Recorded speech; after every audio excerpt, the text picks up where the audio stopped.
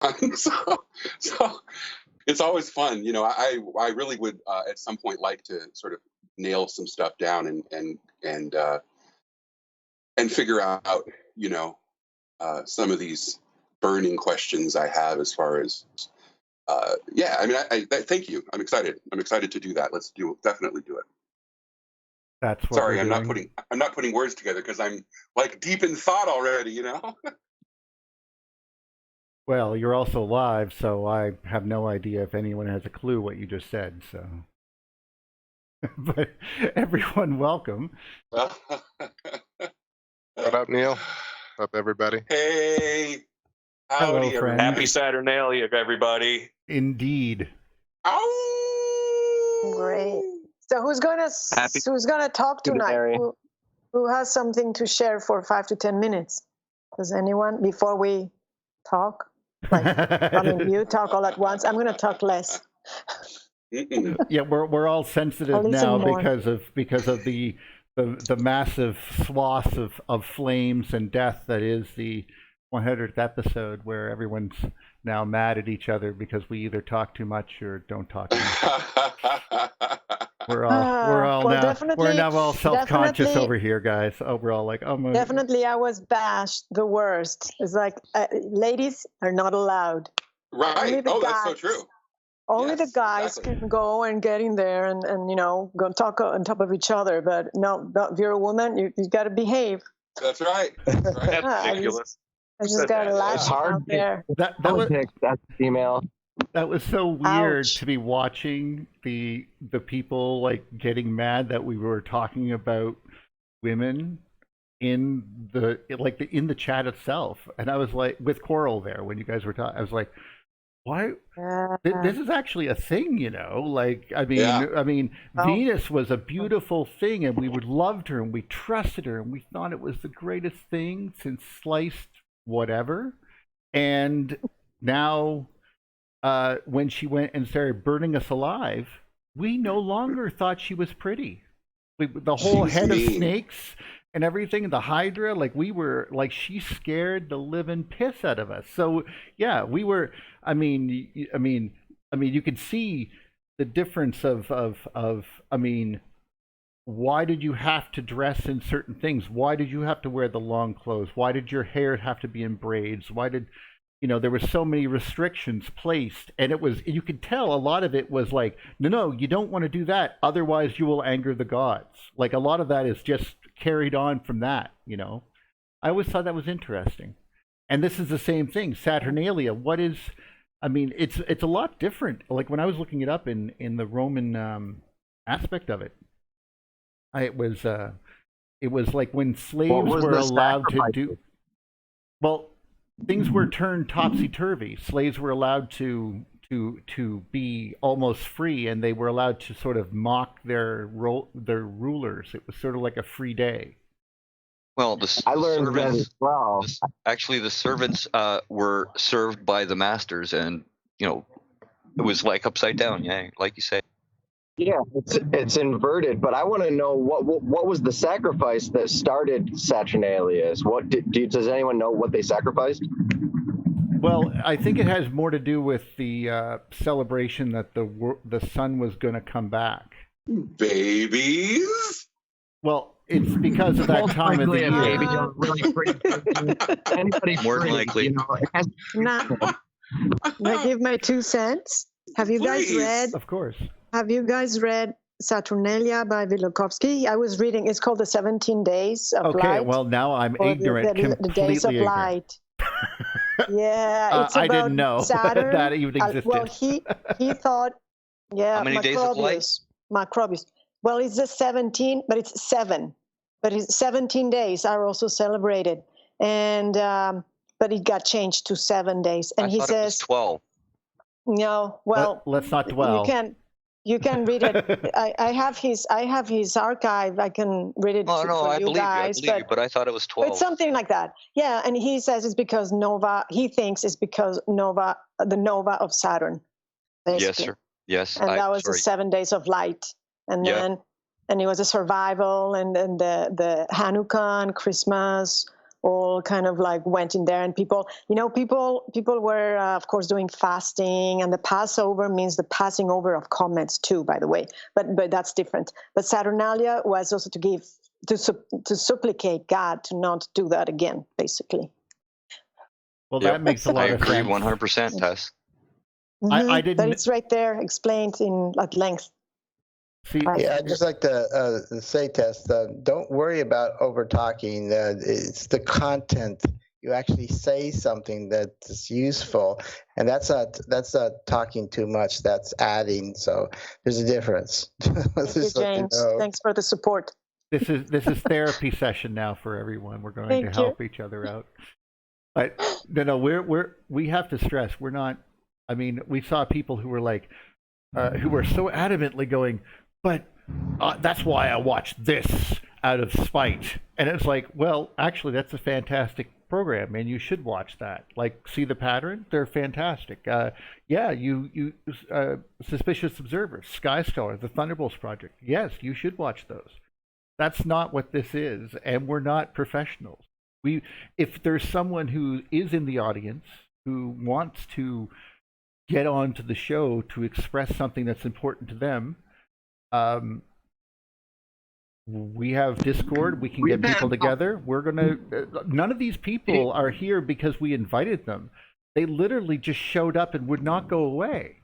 I've been trying to get them to go away. I called them names and stuff, and they still stick around. Nah, you never called me a name. Just told me to shut up. Yeah, there's a couple of professionals we've had. Of course we've had a couple.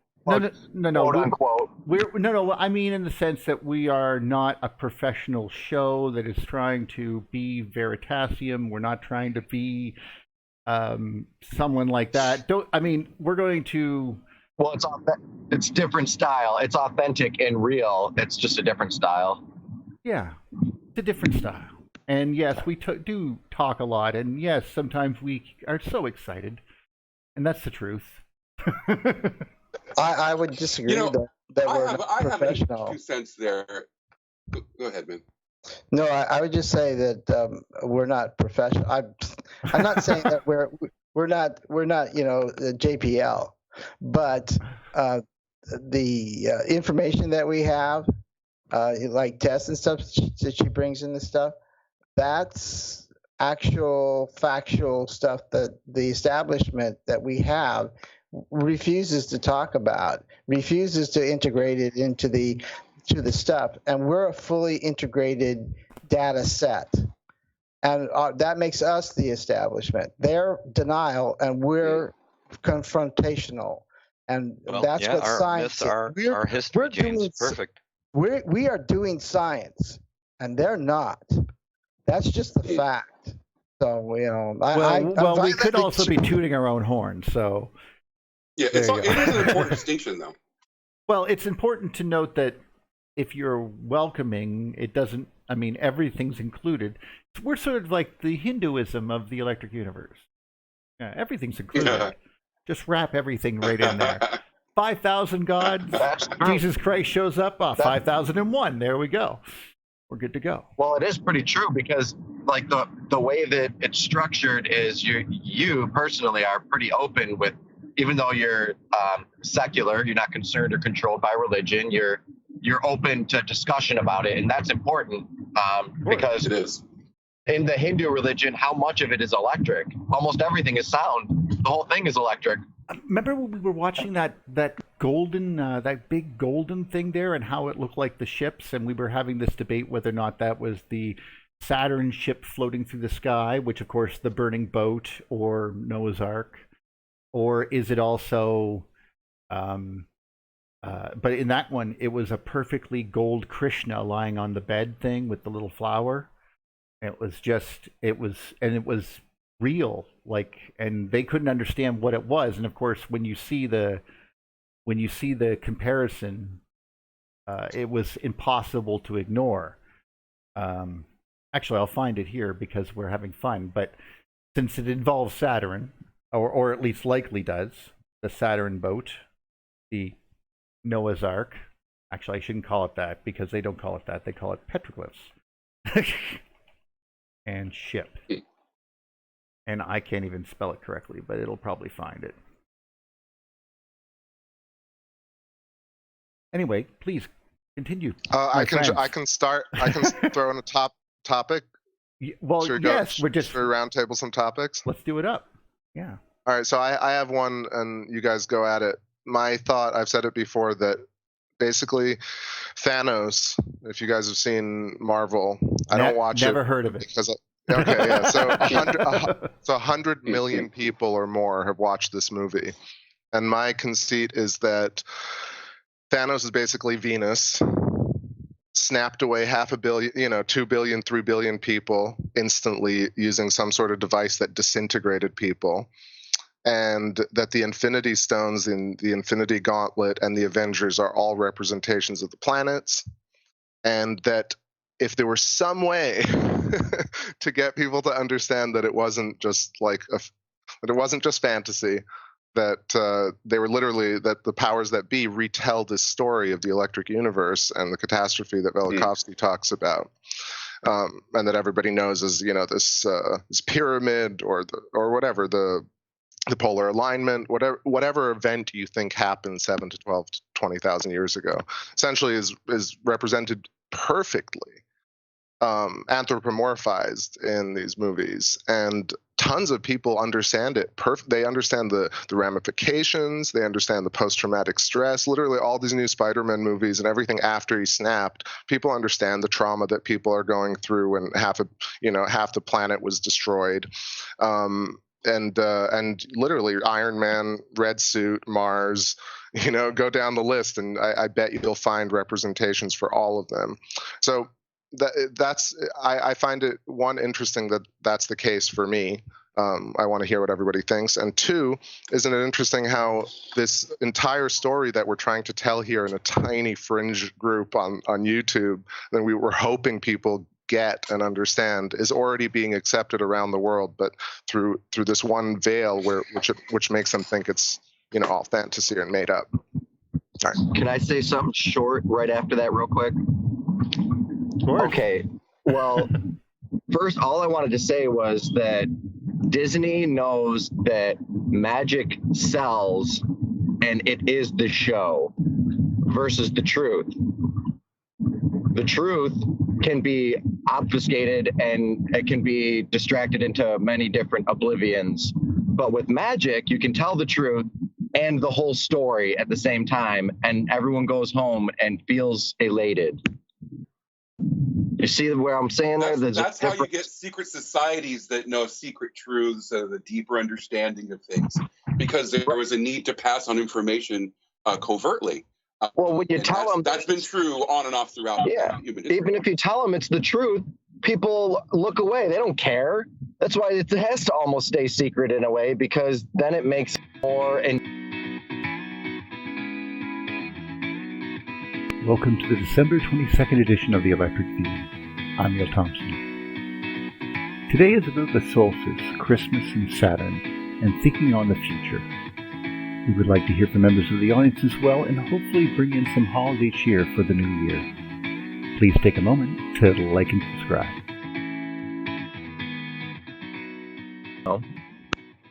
It's the same thing that you do with gods or religions. You just take out one thing and put in a substitute replacement. Magic is the bucket that you put the things that you're not supposed to understand in. But there are those of us who dig in the bucket and pull everything out and start figuring it out, hammering on it and shocking it and poking at it until we start to understand things. And that's the antidote for the kind of sort of subversive, propaganda or disinformation that you're talking about. I think we do this. I think we've done this throughout history where, things get wrapped up in a little secret package, and then the package gets opened, and then the realization comes, and then there's alternate interpretations and more stories are told. There's definitely cycles going on, cycles happening in our culture. Why wouldn't they be happening in our planet, in our solar system? Yes. And in government too. If you think about it, as soon as we find out who's doing what in the name of the organization, they change their name, and then all of a sudden they disappear. it's mastermind, master magic. It's they now they're known as the deep state. They were the Illuminati. Before that, they were we just call it PR. So that's all right? it is. It's just PR. I mean, I'm with Bill Hicks there. Like, if you're into what is it? Because if you're into media manipulation and public relations, kill yourself. Just straight up, he was so savage. Yeah, I'm not so sure that people being, desiring to know all the things. It's like 85% of the people, or 80% are followers, and they're really not all that interested in the details. They just like to be entertained, and they don't really want to go through it. People who are really deeply interested in how these things work and stuff like us. So I gotta keep on reminding her, we're the weirdos. We don't. There definitely is a contingent that would prefer the story. They prefer the tale to the truth, and that's kind of okay. I guess as I get older, I sort of feel like that's sort of okay. Levels of understanding things are important because there are levels of understanding amongst people. So I think for some, the story is fine. And I think what's important, though, how do we have a culture that both supports? I mean, how do we reveal the truth to people who are, I don't know. It gets complicated real quick, doesn't it? It's already revealed, is what I'm saying. Like, there's no need to reveal it more. It's a perspective shift. It's marketing. What I find very interesting I would about agree. Like the end game thing is that the people vanish, they lose, and it's kind of weird because, as you say, here's Mars and everything, and somehow technology is going to bring this back and make things whole again. And now that's a new aspect to that I never thought of, James. That is very brilliant.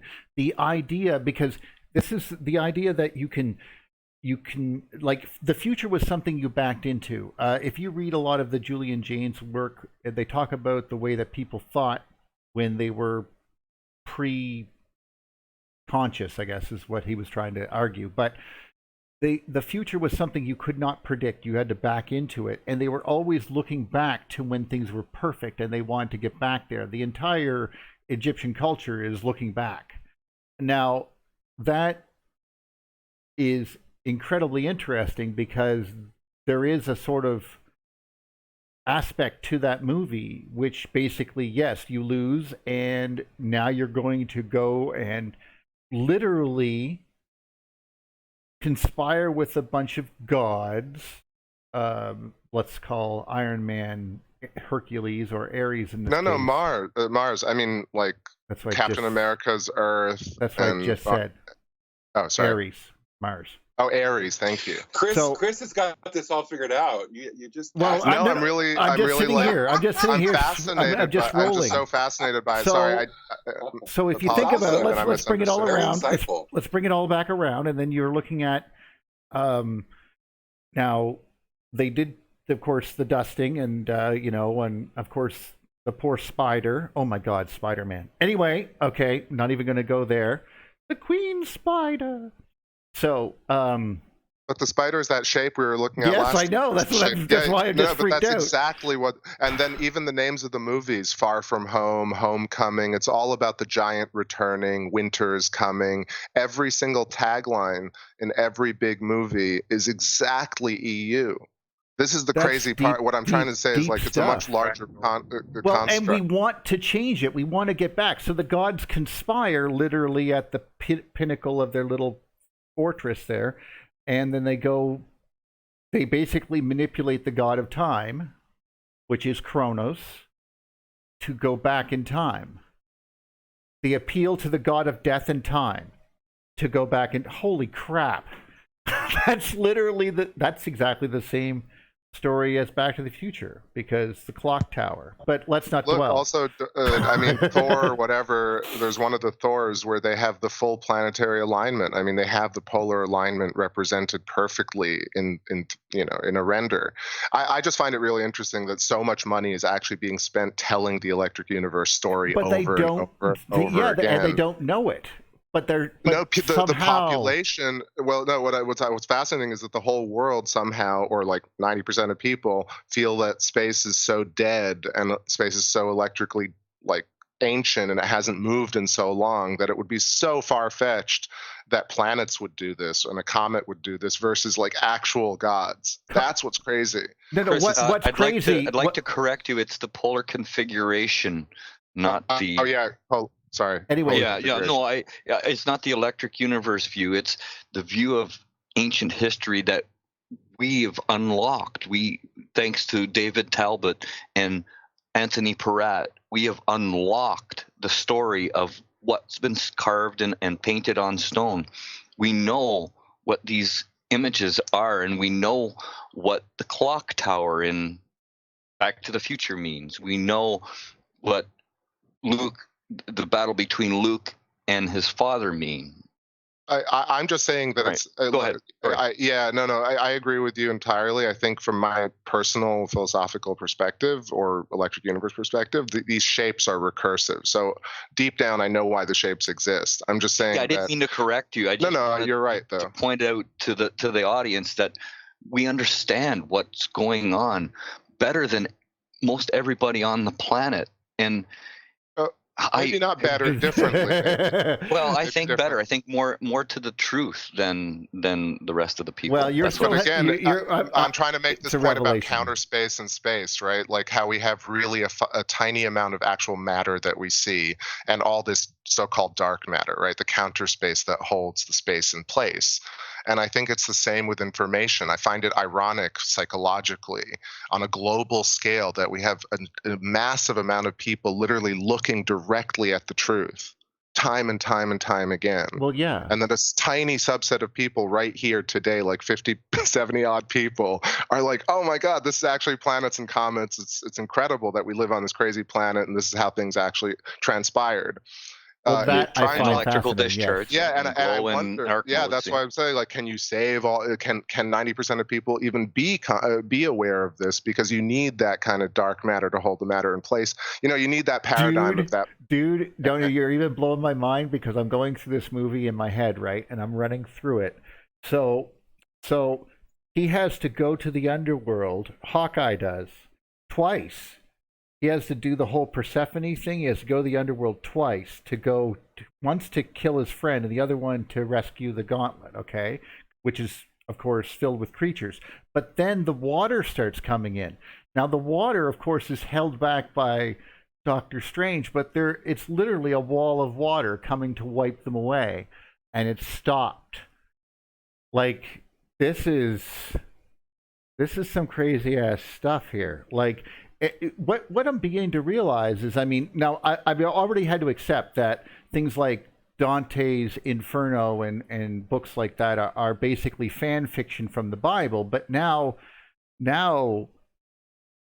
you're saying that comic books and in some cases almost the movie industry are like fan fictions of the Electric Universe. Well, they have the same basic knowledge as everybody else. The knowledge of what's taught in the church and what's taught in the schools. And, Stan Lee went through all of that, and he understood the stories, and he based his stuff on those ancient stories, obviously. And Nazis. So Nazis, yeah. Lots of Nazis. It's a formula, right?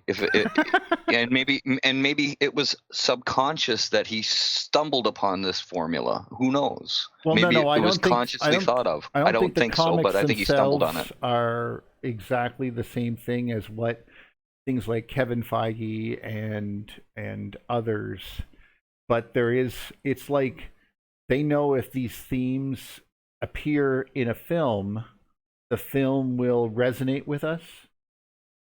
Even if it's a Masonic or Rosicrucian understanding, Well, that's because these stories have appeared in lexicon. These stories have appeared in books and in the past before the movie was created. But there has to be more. Sorry, go ahead. The screenwriters are using imagery as their themes. That's what I'm saying. They're only picking on the successful themes, though. That's what I'm pointing out. Well, yes, but how are they doing that? How did James Cameron nail it perfectly with Terminator? Okay, but also perfect it over the next little while to make Terminator 2, which is, of course, that's very Electric Universe if you start understanding who these people might be in relationship to one another, and why other ones later on sort of fall apart because no, you're not following the formula. The formula must be a certain thing, just like Thanos and Iron Man. Like this is Mars and Venus. If you were going that route, obviously there's Jupiter in there. Obviously there's other gods. I mean, there's good aspects of different gods. I mean, Thor. Okay, who would Thor be? Jupiter. Right? Jupiter, right? Thor gets fat in this movie, or they portray him as fat. I would imagine that's also some sort. Whoa! I didn't even see that coming. Literally, the movie. Obviously, maybe it's the universe speaking through these movies, right? Like it could not be nefarious, but I find it fascinating that somebody like I'm looking up Jim Starlin, basically, is the creator of Thanos. It's probably these were all comic writers and comic. Yeah, but the comics don't count because the imagery as portrayed, the way that they're facing in the movies, was done by Kevin Feige, and the overall, and that's where the gift is, because I see this in movies a lot more than I see it in books or other things like that. Like I'm sure that Harry Potter follows this script, but only in the movies, and that's why the movies are different. Well, that's what wizards' hats are. Those cones, the rods and cones. Yes, of course. Witches, broomsticks, wizards' hats, long pointy beards are basically representations of the cosmic power, right? Well, Captain God with the big beard, yeah. I would say that all the civilizations, particularly like the Mayan, they look backwards. I mean, they counted their calendar from in the opposite direction of an era. They created an era and what counted backwards from it. Now, I got to go back to Thanos because I really just don't understand what it is that he was trying to do by eliminating half the population. And then his threat was that his threat was going to do a lot more, like take 90% out of them after the second time. But what in the world what was his thinking, and what did Iron Man think when he snapped? I don't understand what he did. So can I just say the way they presented it in Infinity War was that it was indiscriminate, right? That was the whole point that made me think about this comet thing, because that's the only, nature is indiscriminate with its killing, right? So we die indiscriminately. Everyone's going to die. So Thanos making this really big point where he talks to Doctor Strange and he's like, no, just in all fairness, this is how it should be. I was like, oh shit, this is the comet story. Comet coming through could be perceived either way, but ultimately it's indiscriminate. It kills because it's a planetary. Right. It's a planetary interaction. Nobody's going to be able to judge it. Sure. Yeah, let me just finish the answer to the question, just to fill you in, James, is that they made him an ideologue, which is kind of scary in the movies, but which almost makes him a force of will, which is good for the movie, but in actuality, he was a big baby in the comic books. He was doing it because he fell in love with death, literally, and her name is Death, and he loves her. So to prove his love to her, he was going to kill half of everything in the universe, and that's how that was going to go down. Now that motivation is perfectly reasonable because you're trying to appease death, but it makes no sense in this one, because if you're an ideologue, just make twice as many planets. There, problem solved. You didn't have to kill anyone. He did the exact same thing. Like, is death, though, counter space, dark matter? maybe death is just, versus life is matter, and illuminated matter. Actually, interestingly, death in this is Saturn. So. Oh, right. That could be. But but that's a comic book. Like I said, these people were like, each time a writer comes in from the comic books and gets into writing a good tale, the story and themes can change, and something can be like, it's the difference between comic book Batman and the Dark Knight series or whatever. Let me, I Skyped you the image of Thanos right there. Take a look at the Infinity Gauntlet, and you can just see this whole kind of 6 stones, and you have the centipedal structures. Oh yes, reaching up to the thing. Oh yes, all the and the chin specifically. I see Squatterman. Yeah, Squatterman. I see Squatterman. But also corn stalks and wheat grains and spiders and all shapes because of the recursive geometry per Buddy's model. And then his chin, though, is so specific. People consider, I hear it all the time. Well, why did they do his chin like that? That's so interesting. It's really compelling. It's compelling because it looks like an ancient cometary structure. I mean, why would you do that on his chin? So specific. Anyway, I'm done. It's very good. That's my theory of the day. You impress me. You impress me. Like, I'm seeing, and of course, a perfect example. We're looking at something that shows how people what's the word, transhumanized, or put characteristics of men in the image. Oh, anthropomorphized. Thank you, that's the word. Good word. But notice this right here, this little wonderful symbol right on there. That's a Venusian symbol. Ancient aliens. No, see, it's obviously not ancient aliens, but this is how it was misinterpreted and resold. Even Jesus on the cross, likely plasma event, Squatterman. It's right there. Well, yeah. I like these symbols right here are all carried, the halos are all from they're both basically speaking about the Venusian, or sorry, not the Venusian, the Saturnian and Venus configuration in the sky. I'd like to add something to this. Well, photo. Since you put it up there, go ahead. Yes. Yeah, I wanted to make a comment that think about this. Well, the 8-pointed star, which is on the right-hand side of the guy, who's an angel. He's actually a messenger of God, and that's what comets were in the Bible. They're messengers of God, and that makes sense. The hand. Yeah, that's what they are. That's what they are, and that's where they transform. And here they're putting them as the two of them. They are people, because they would show up as people also, as humans, talking to the ancients in the Old Testament, to the different people, and they would take the shape of planets and plasma, discharges and storms, and cause all kinds of destruction. They would be the ones causing the destruction on behalf of God, because they were the messengers. But what I was going to say is that remember what we talked about from the 44 BC star, which might have been Venus, because it was the 7-pointed star, right? Right.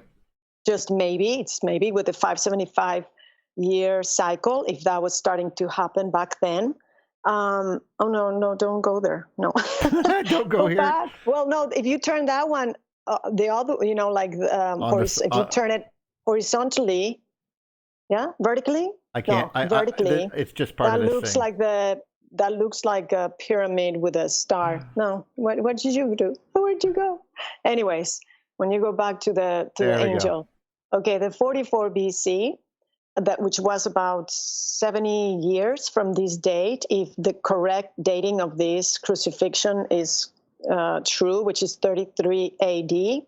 So it's about 75 years difference from 44 BC to 33 AD, right? Around there. About that. Well, imagine if it was true that Venus came on 44 BC, came close to Earth, the orbit of Earth.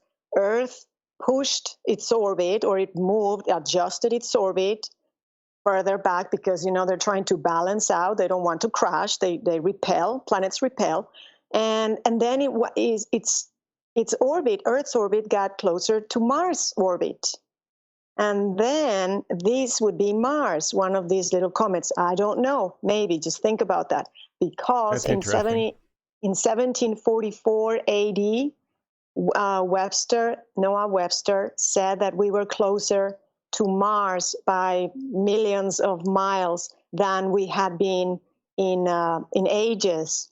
And in 1680, which was around 70 years before Venus was supposed to approach Earth, again, close approach, its orbit, close approached. And also think about that. So I thought, oh, maybe it's like an effect, and it happens every 575 years from starting 44 BC. I don't know, before that it changed because Venus, we were all moving through the solar system and we were circularizing our orbits. But the other thing I was going to say, Mars orbit, it's elliptical. It's not circular. So it's still a little bit like a comet. When it probably leaves its Birkeland current, if that's what is going on around the sun in the different Birkeland currents where the planets are, then it would probably behave more like a comet than if not. If it's circularized, then we don't see that tail. It's just something that I'm throwing out there for you to think about. Can I throw some astronomy in? Yeah, let's go ahead. There is evidence of our orbit intersecting Venus's orbit for 750 years. So that's been worked out by Ev and David. So you're not wrong there. Can I throw in some science about Mars, like actual observational science? So this could be out on a limb, and everyone could think I'm crazy, but they do it anyway. Yeah, I was going to say that. So I've filmed Mars for 5 years, and just in a 5-year period, the movement of Mars is astounding.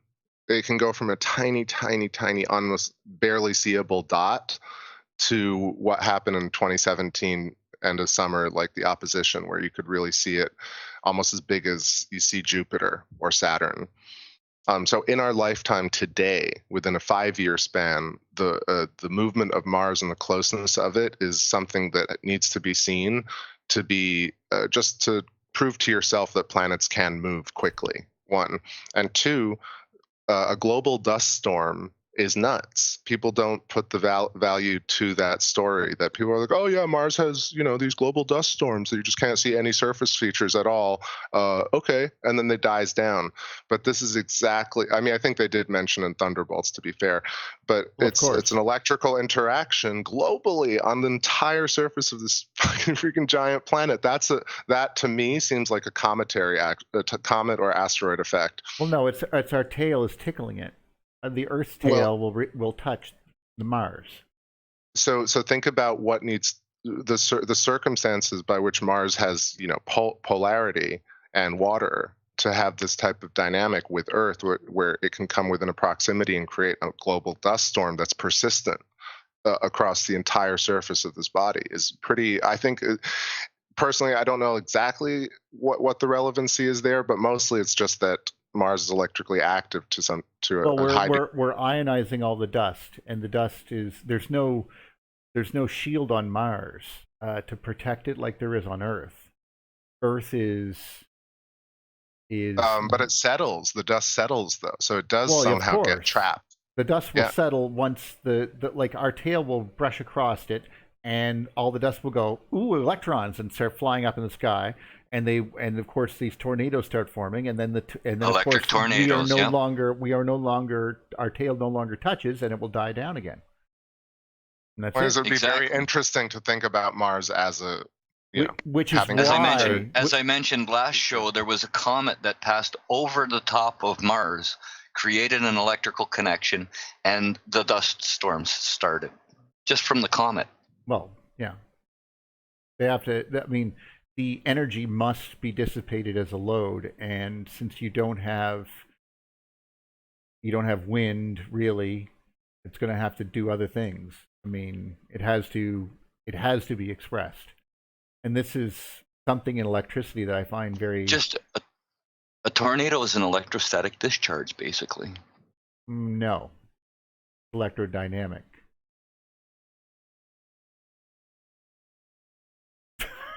Sorry. Well, it's electric in nature, okay? Yes. Yes, it is. It's a charged C vortex, but it's. But anyway, just talking about the way that our like the way that Mars was. Wow, that's Mad Max again. Mars get covered with this this dust storm. It is usually because of an electrical interaction with the body, and I guess Earth is a good one. And our tail is that long, and Venus's tail is long enough to reach us. The question also becomes with regards to these pictures that you were showing here, Tess, is at certain periods of time, and this is going to happen when Julian West was really good to point out that when things cross the equatorial plane, they hit a current sheet, and when that happens, things will have a tendency to have more power going through them. Basically, that's like the sheet of the sun. So in those particular cases, he noted that when things were dying down, they would be off, like Mars would just be a dot, and then it would cross this boundary, and it would flare up, and then die down again as soon as it was done crossing the boundary. Just like when our tail comes over and touches Mars, and then stops touching Mars. Same thing, except this is coming from the sun. Yes, and I was going to say, great, and I was going to say about the halos that you were mentioning on Jesus and the saints. Yes. That have these, or actually a lot of people have the halos there. What I put together from the research I was doing is that Jesus and all these people in the Bible, when they become like God, well, he's supposed to be God, but other people like kings or immortal, they call them the immortal gods, is when they transform into a planet or a comet. And so planets and comets have halos, and that's why. They do. It's crazy as that sounds. No, you're absolutely right. There's an ephemeral. It's all over. Yeah, it's all over the ancient texts, and all the priests, even in the 1600s, were saying that some priest had died and he had been translated into a star in the 1600s, and I was wow. With these images of Jesus with the circle behind his head, and that is the Venus. It's supposed to be a cross. Yeah. Yes. Nimbus. That's Saturn. Yeah, that's exactly the polar configuration right there. No, it's not right there, because there was no polar configuration in 33 AD. No. What he meant is that it's the memory of it. The holiness was transferred. The symbol is but not only to Saturn. To any comet. It would be to Jupiter, Saturn, Venus. Yeah. And the cross actually also is the comet tail, a planet, which is acting as a comet, seen as a cross, and then the circle, which is the body of the planet, and the tail is the cross. So that's why they use it over and over and over. And I'm making a new video that people can go and watch. It's not done yet, but I go into amazing descriptions of comets that were seen in the 1500s or in the 1600s that sound like the time of the Old Testament. And I was amazed. I was like, what? There was a guy in a Jesuit. Yes, there was a Jesuit in Quebec in 1664. Okay. Writing a whole report, and it's just like reading a book from the Old Testament. I was like, he saw all this stuff. He saw a caduceus, a serpent in the form of a caduceus on a cross. He saw crosses. He saw, what else did he see? Well, the caduceus, serpents in the sky, and pillars of fire that we've talked about. But this guy it's amazing. So I'm putting it out there maybe in a couple days, so people should check it out and see the descriptions of the comets that they were seeing, because there were 3 comets in 64, 65, 66, which were very important. Messiahs were coming out and saying it was the end of the world, like Sabbatai Sevi. The sky is falling, the sky is falling, yes. Yes, because they were actually dying. I mean, it was like really bad. It was 3 years of terrible comets. And there were so many things happening in the sky. And these descriptions are like those balls of fire and crazy things. Yeah. And they were within that time. Well, there was in several times actually, about 100 years before and 100 years after. But it seemed like it was really bad at that time. So they thought that the world was going to, well, that's what they say. The world is going to end. It doesn't really mean that it's going to totally end, but a lot of people will die. And then the Messiahs appear and like Jesus and Sabbatai Zevi, and besides others. And King Louis XVI also was calling himself a Messiah around the same time. He portrayed himself like a god, like the sun, and like Jupiter. He said he was Jupiter because there was comets hitting Jupiter at that time, and I have it all in all the sources in my book. I wonder if they do that today. You know, like he sounds really cool when he goes, "No, I am like Jupiter," and everyone's, "Oh, he's like Jupiter," and they start writing down. But the people near him, what they hear is like they hear this guy that picks up the toy Thor hammer, goes, "I'm Thor," and he runs away. Like that's what they're thinking. Because something like that. Just like today, we're like you're just a kid, okay? Because obviously, and a lot of these people were young and they were trying to somehow, without doing anything, give themselves more weight, political clout. And actually, yes, and actually during his lifetime, he's astronomers, and it's all on Wikipedia, or you can go online and browse it. His astronomers spotted the red great spot that appeared on Jupiter because some of these comets were interacting with Jupiter, and they had this big, just like with Shoemaker, we saw all these fire. Well, they must have seen it like way bigger back then because they made a big deal out of it, and that's why he came out and said, "I'm Jupiter," because Jupiter was acting up, and the great red spot appeared. And then a black spot appeared around that time. So yeah, there was big interactions with the comets and electrical interactions and Jupiter, which is very interesting. Jupiter's great red spot is actually getting quite small compared to what it was. Mm-hmm. Yeah, it's just been there since the 1700s, or at least that one that we see. And the last thing I was going to say, and I'll stop in. I'll let you guys talk for a while. I put on the chat. I put on the chat. I copied and pasted from, it's not very long, from Velikovsky's archive. And if you want me, sure, you're welcome. And if you want me to say something later on, I have something to say, my 2 cents about the Star of Bethlehem, which is something interesting that I found because, it's Christmas. It's a Christmas theme. So whenever you guys are ready, I can share that. Why don't you read that after a few questions are thrown at you? Yeah. Yeah, sure. But Mike, can you hold on for 1 second? I think it could be both. I think it could be the comet coma around that, gave, just as you described, as people died, they became comets, important people. And it could be a very, very ancient memory of the polar configuration as well, especially when the main gods are like Jesus is pictured. I believe that to be for sure a polar configuration symbol. It could be both. Could be both. Yeah, let's say it's both, so everyone's happy. Yes, because I'm finding that a lot of things meld into other things. So it could be 2 or 3 different things that are these things depict. We're not 100% sure. We just have to speculate. Okay, I would have to agree.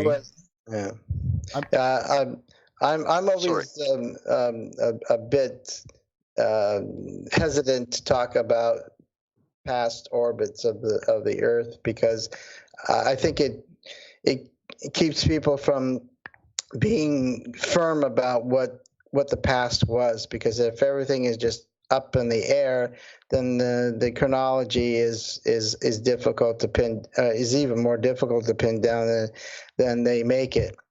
Considering years would change, yeah. Yeah. So I try to stay away from that simply to get one thing to get tacked down first. And then you can speculate, because previous to like 4,000 years ago, I think the Earth's orbit did go down to 290 days or something like that. And I think there's a good conversation to be had that, but that requires a higher level of consciousness and understanding. And it also, it kind of comes back to what's gone recently is people have found out that, hey, some of the stars we thought were up there aren't there anymore. They blinked out or something, or they're trying to make some kind of physical, hard solidness ideas about how that could happen when our star has blinked out at times. So I don't think, it's kind of like there's certain concepts that people, you have to be at a certain consciousness level even to talk about. Otherwise, they just go into some kind of explanation about why this would happen in the physical, solid universe when consciousness is really the thing that's going around. Orbits come and go, and they change and they go into resonance, and there's probably rhythms to them and resonances and all kinds of things. But until we get some things nailed down first and get clear, I think we just kind of force people to say to us, oh, well, they're just confused. And I'm trying very hard to get away from that. Sorry, Duffy was actually next, James. But go ahead, Duffy, if you're finished your thought, James. Perhaps. James, are you finished your thought? Yeah, Duffy, go. Oh, okay. Cool. Excellent. Tess, I was just curious. I've been wanting to ask you this for a really long time, actually. And are you familiar with the Flavian dynasty at all? The Roman imperial dynasty? Flavian. Yeah. Tell me more. Watch it, Flavius, or we'll do a special on you. I would What love year? that. Well, it's the Caesars, right? So, they were actually an imperial dynasty. They ruled Rome 69 AD, 96 AD, encompassing the regions of Vespasian and his two sons, Titus and Domitian. I probably screwed those names up. The Flavians rose to power during the Civil War of 69, known as the Year of the Four Emperors. It's a really interesting time. It's a hot spot in time with respect to the life of Christ and how politically those things all came down. There's some really good work that it's actually on YouTube that I can link you guys to that kind of illuminates a lot of this stuff and what their real intentions were and kind of how they controlled society and how they shaped perspective and understandings of the world. And it was kind of like a really great early example of like cultural and social engineering.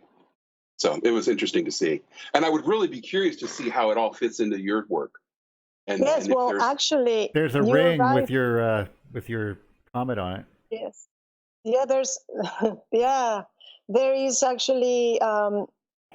I made a video called the Essenes and the End of Times, which they also were expecting the end of times again in 69. That's when 69 AD, the time that you're talking about.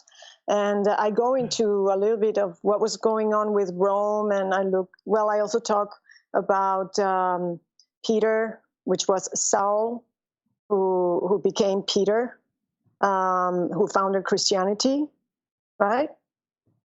That was Peter. Yeah, no, that was Paul. Absolutely. Paul, or is it Paul? Paul and Peter. Peter, Paul, Mary. Saul, it doesn't I think matter.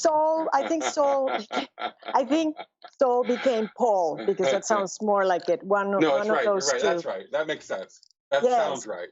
Yes, and I talk about he was actually a Jewish guy persecuting the Christians, and then he saw the comets.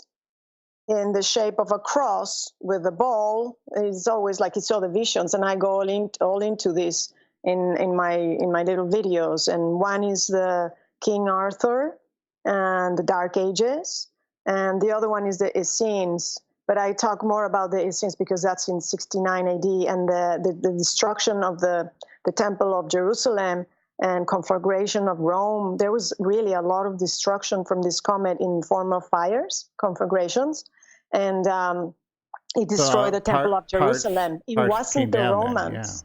It wasn't the Romans, and the Romans were also completely destroyed, like having a really hard time because almost all of Rome had burned down. And I go into it in the Essenes video, which doesn't sound very interesting in a lot of people's. Well, I guess the end time. Sometimes people go, "Oh, that's interesting. I'm going to check what the end time looks like." What were they? Yeah, they love that. Let's get into it. Yeah. Yeah, let's see what was the end time like. Why did I expect the end times? We're supposed to be talking about Christmas.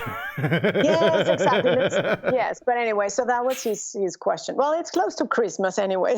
7 AD. That's birth of Christ. Fair. That's close. You're right. It has to do with Christ, with Jesus, really, all of this. But anyways, yeah. So anyways, it totally does. And I can talk about the Star of Bethlehem later. But the guy that that is done all this work his name is Joseph Atwell. Are you familiar with him at all? That name? Oh yes, I know all about him. So tell me about him. Yeah. Oh yeah. Well, there's two groups of people. One that thinks that Jesus wasn't real, that they made it up, and they mixed him with Julius Caesar, because Julius Caesar, interestingly enough, was also a Messiah, and people don't know that before Jesus came along in 44 BC. And why do you think he was a Messiah? Because of the comet, the end of the world. The end of the world. Yes, and he was a Messiah. So they got confused, but they are different because they lived in different times. They were separated by 45 years, 50 years. But yes, I've listened to Atwell and the other man that wrote is it Jesus Messiah or Jesus? Tell me the name. Anyways, he has a book. And yes, I've listened to all his work, and I thought it was really interesting. And Josephus, and I didn't know much about it before until I started reading all the sacred text about some couple of years back, and just learning so much about this everything and the soul, the Peter time. It's really fascinating. And actually, Jesus' brother was the Messiah, the chosen one. He was very popular. John the Baptist, who was his. It was his. Anyways, I think it was his brother or his cousin. I can't remember now. Jesus' brother. Cousin. Yes. Yeah, Mary and Martha were cousins. I think that's how they call it. Right. Yes. And so it's really fascinating, and I definitely think they were real because there is a lot of information relating with dates and of comets. Sorry to mention the word again, but they're very important to every time there's like the rise and fall of kingdoms and destruction. There's always comets and Messiah's comets and end of the world comets, and it's been like that's what it is. And that's how it goes, because religions were all based on the end of the world and getting people to convert, because people who expected the end of the world, they thought that they would actually either, if they died, they would be reborn, or they would be going to heaven afterwards, or that while they were alive, they would be picked up. And what's the name when Jesus comes, not Jesus, but God will lift the people, just like pick them up from the earth. And rapture. Rapture, exactly. They would be raptured, and they would be protected. Really crazy, scary stuff. Yeah, they would be protected from the suffering. And so it's been going on a lot more than, I just thought Jesus was the only Messiah. But there's been a lot of messiahs before him and after him.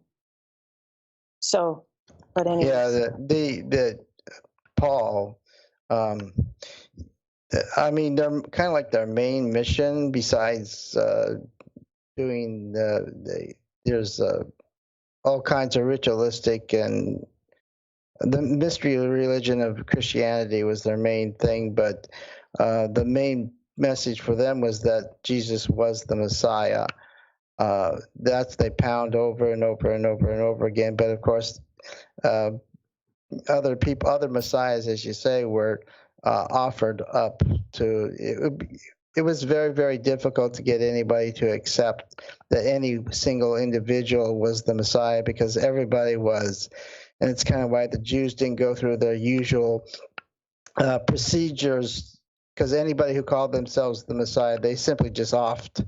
They didn't even bother to go through their own laws and stuff like that. So they didn't even yes. check. And, we know who the Messiah is. It's Iron Man. That's funny. That's funny. That video you're playing, it's hilarious. Oh, run God. out of bread.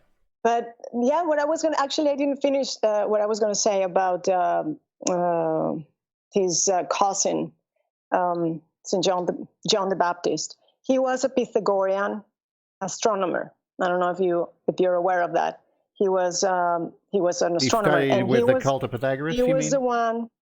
Well, no, the Essenes. He was an Essene, and the Essenes were Pythagorean astronomers. They followed the cult of the Pythagorean astronomy, and they had the secret knowledge of comets and planets. I have a book on that, actually. Cool. Like when it was destroyed, and like I wanted to know about that, and I found an old book from like 1800s on it. So. Yes, and so John the Baptist was the first Messiah, and he was the favorite of the Orthodox Jews, but then Jesus came along, and he was more Hellenistic guy who he was called the Fisher King because he was fishing for souls to convert into Judaism, to save them at the time of the end times, which John the Baptist was calculating to be around 30 AD. But when 30 AD came around, it didn't happen, and he recalculated the end of times, which I think it was some kind of planet coming by, either, like I was saying, probably Mars. He probably knew this relationship with Venus. I don't know if there was probably many comets also coming by, but I don't know if it was that one or some other comet. But he was wrong, and then they gave him another chance, and the last calculation of the end times was 33 AD at Passover, which is the day that they crucified Jesus, which the end times didn't occur. But there was a 3-hour eclipse caused by the comet around the crucifixion time. And you can find all the comets. There is a list of hyperbolic comets. If you go into Wikipedia, you can find the Caesar's comet, the Star of Bethlehem, which was 5 BC, and then there was another one 5 BC, and then there was a one around 30. Well, they don't show because this is only hyperbolic. There's with elliptical orbits and hyperbolic orbits, and then the 33 AD there was a comet. There was comets, and but they didn't destroy the Earth as expected.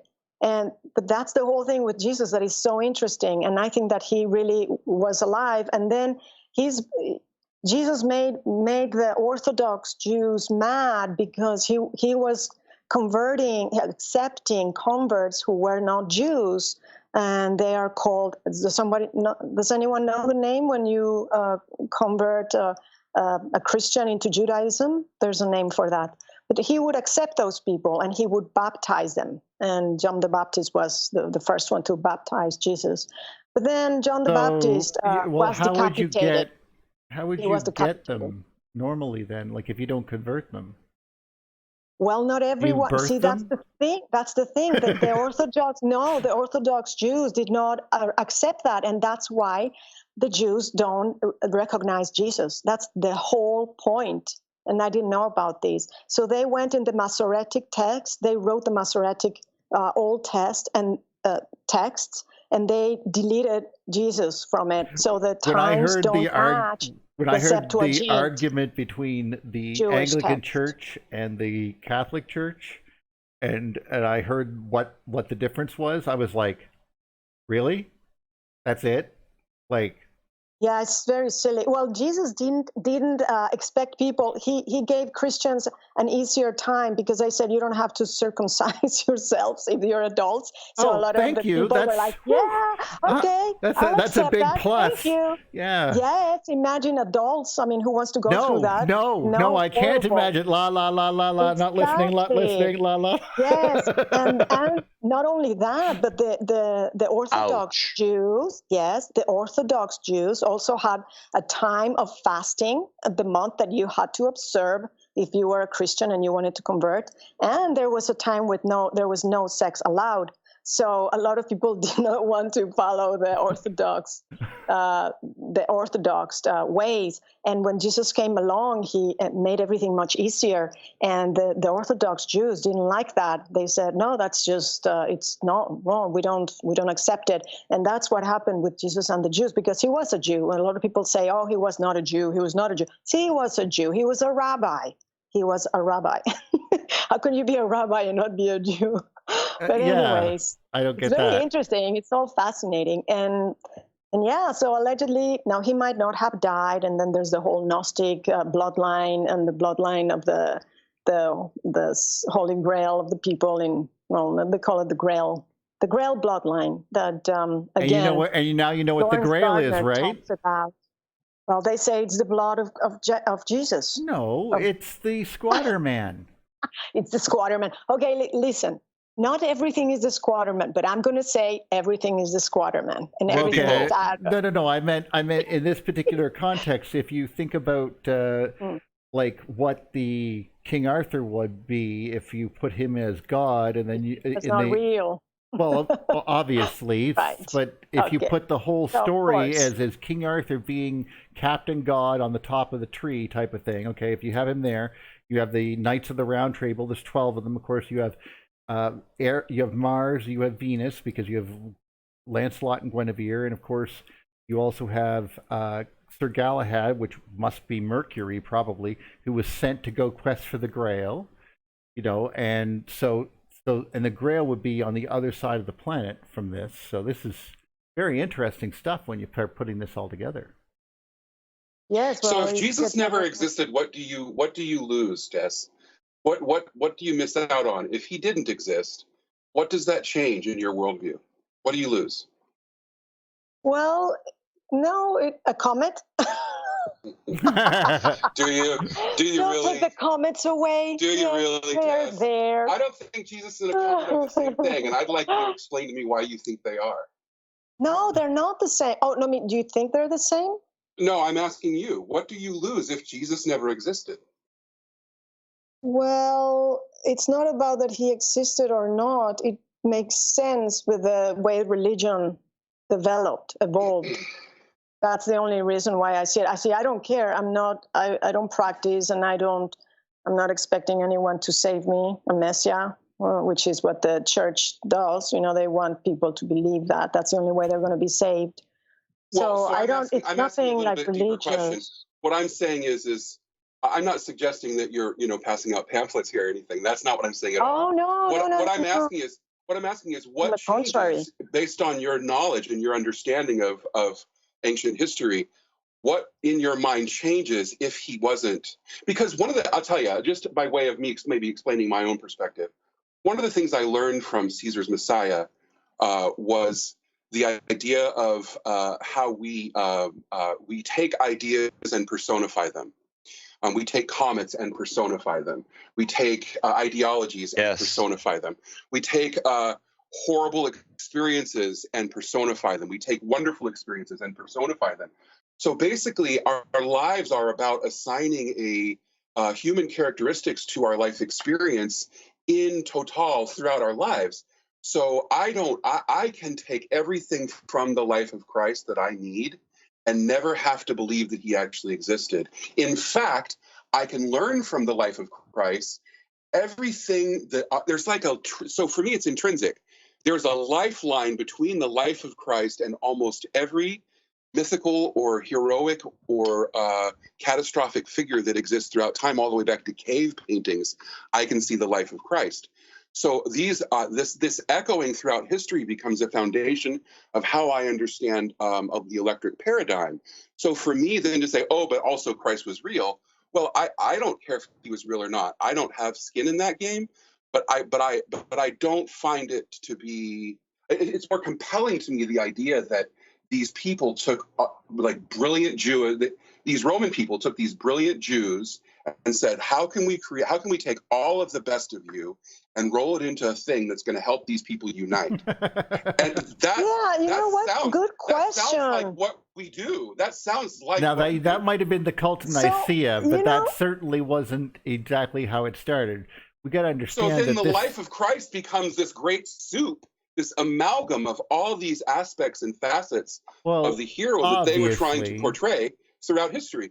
And that then becomes the obvious foundation of how I understand the electric paradigm. However, for me, that I need to rectify that. That's why I asked. I'm not. I mean, from what I understood, and this is just taking it from what I thought Seneca was pretty clear. His idea was kind of like they didn't understand that, like, the cult of the Yasnids being a real thing, and they had the Messiah and these ideas that were filtering in because it was basically based off of a play, and this was basically, the Gospels are sort of like a first person account of that play, and that is what sort of got lost along the way. So these people are basically following a Luke Skywalker or a Harry Potter type of aspect, which was being sold by people who were coming through from the East, and they were moving through to, they're traveling and they need to make money. They put on this play, and it takes the stuff from Egypt and the stuff from the Middle East that they have encountered and gives it a biblical, or a Hindu twist, sort of like a Buddhist be excellent to each other vibe. And that was a very compelling thing compared to, Saturnalia, which is literally what they were going through there. And so there might have been a rigidness that came from Christianity that was direct opposite to what Saturnalia was, actually, when you think about it. It was sort of like a spit in the face, Neil, maybe. And I don't know. Mike. Yeah, one thing I was wondering is, why didn't they choose? Yeah, I don't care really if Jesus was real or not. I mean, I don't go to church, like I said, and I'm not expecting him to save me or for the second coming or anything like that. Oh, I have no idea at all. I mean, this was just an idea. Why didn't the Roman church choose their own Roman blood as a Caesar for their Messiah and make him instead of? Why do they have to choose Jesus? I don't get that. That is a great question. I think there's a good reason. There's a good reason. Maybe there was a lot of. I want to answer Duff's question. I think I know the answer too. A lot of this go ahead. because of Paul. I wanted to answer Duff's question quickly. To keep it simple, oh my God, I just lost the train of thought. Sorry. Ha! Okay. Well, a lot of it is Paulism. If you look at what the Bible is, the New Testament, it has turned into Paulism and Paul's perspective and Paul's vision, and it's these visionaries that change things from one thing to another because nobody knows it's changing, and it's changing simultaneously. Like the electric view is changing the perception simultaneously as Disney is. They're looking at it from a different perspective, maybe not even necessarily doing it in this way when we look at it as literal. Like Paul, if you take what the Romans were doing at the time, they realized, or at least Paul, who was extremely high in the order of things, he realized that, hey, if we do it like this, and this, but it was real. The thing is, we could want it to be conspiracy as much as we want, but he fell on his knees and he literally had the vision. He was a bad man, and he had the vision to change, and it was such a strong vision that it pulled everybody else This is magnetism. Vision is real back then, by the way. So as far as we know. Yeah, and I remembered my train of thought. Sorry, Duff. We would lose all of Jesus's caring, compassion, and love teachings. That's what we would lose. Keeping it simple. Those? How? Well, they wouldn't be there. They may have. They may. Years, and I no longer a Christian. Those are exactly the things I have not lost. I've internalized. Well, no, I'm saying if the story wasn't there, period, we would lose that. Okay, but it would probably crop up in other areas, right? If I believe that a man did a thing and so I should, then that's a reinforcing idea. If I believe many men came together to create an idea that we personified in a man, how is that less compelling for me? It's more compelling. It's more compelling is the point. I don't need an individual leader to tell me what to do. I have the access to the entirety of human history to tell me what to do.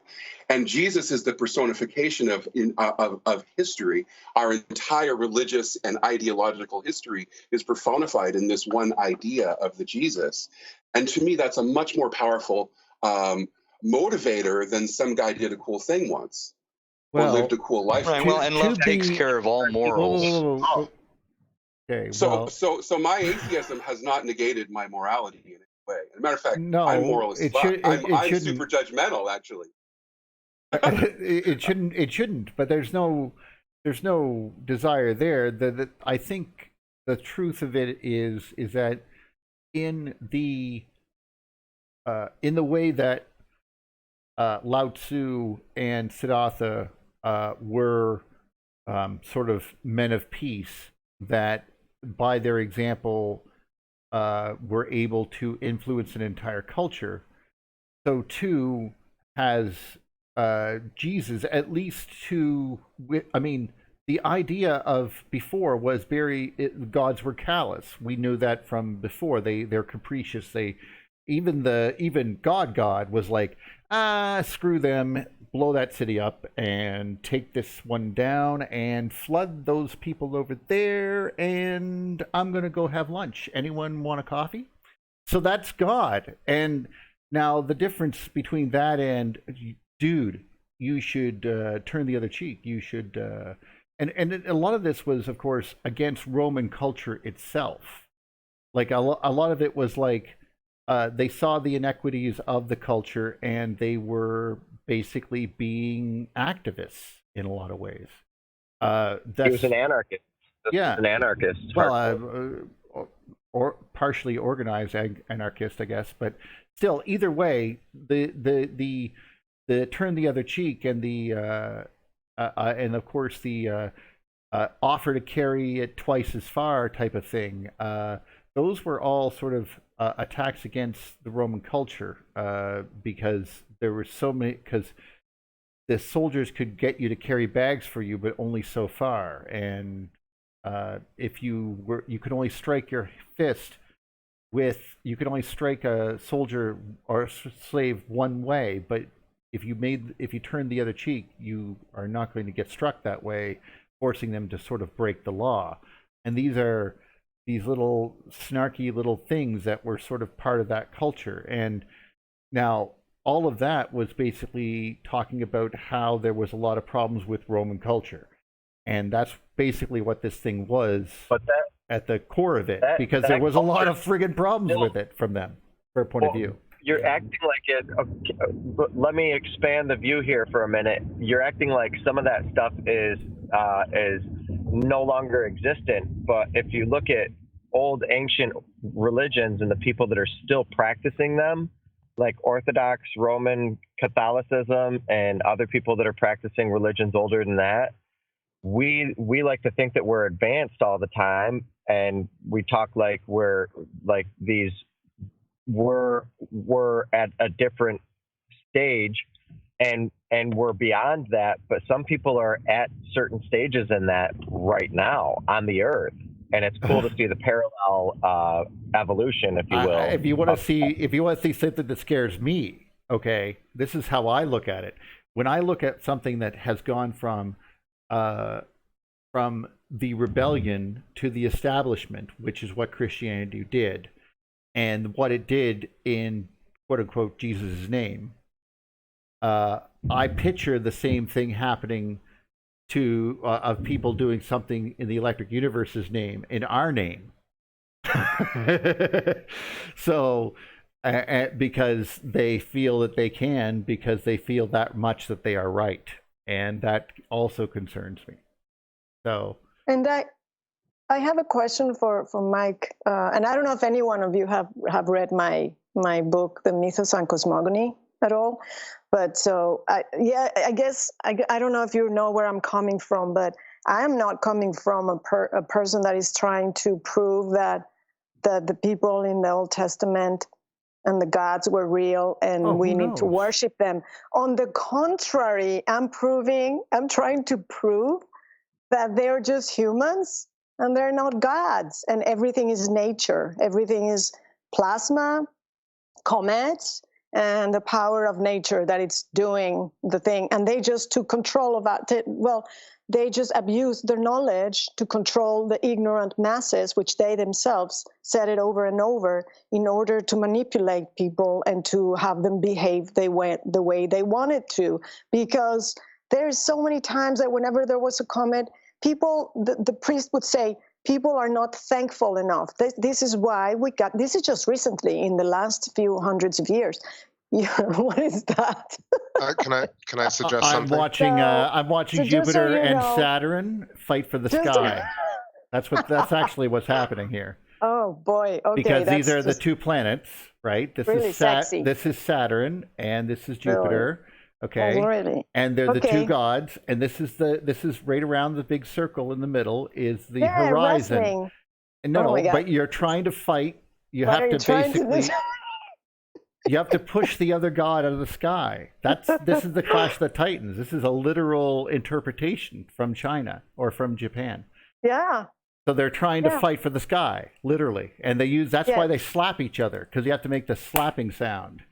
Because so just so everyone knows, everyone just gets it clear. I am not trying to push any religion. On the contrary, I am what would you call it? I'm outing, clarifying religion, clarification, just so people. Of course, I know that sometimes people have the need to believe in something higher than themselves or higher than nature. I understand that, either in New Age or religion. I am aware of that.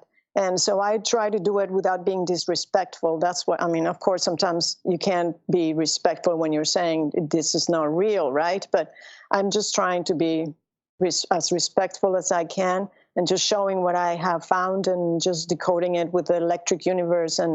But anyways, just wanted to clarify that. I'm not pushing any religion. I don't think anyone thinks that you are. Or against any. I am not pro or against any. I'm like neutrally not. I have to be neutral. Indifferent. Indifferent. Thank you. I have to be that way myself. Bless I have a mother who is devout, like I said, and a father who's atheist. So I'm in the middle every time. I mean, you talk about Christmas. Woo! So, I was just going to suggest something that brings the point back around from the beginning, which is that in order to see, as we think seeing is, all this matter in the universe, there has to be this counter space that holds it all. In order for us to see it, the page in regards to the words, for example. So the page is all these people that we, quote unquote, disagree with. I think there's a small illuminated bit, and then 90% of people are not supposed to know this. This is why the paradigm exists of oppression. That's just a thought. Well, there's something also magical about the ideas about what, like, these people were just experimenting with their consciousness for the first time, their self-consciousness in a way. And there was a sort of visitations, angels and stuff like that occurred before that like spoke to people either in hallucinations or whatever, but the culture continued to work. But now they're in Rome in a cosmopolitan type setting with no psychology whatsoever.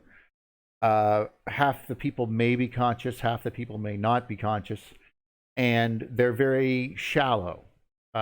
Image is everything. Very much like Hollywood when you think about it. And here we are watching that. That's what Christianity birthed from. And that's pretty amazing when you think about it. Like, my argument is that Christianity is the geometry of the universe. Being unilluminated or asleep in a coma from a comet is the dipolar nature of culture. By the way, geometrically, might I what you said? Yes. If I could talk about the geometry. Going right off of what you said, there is a specific geometry that is mentioned that the New Jerusalem is, and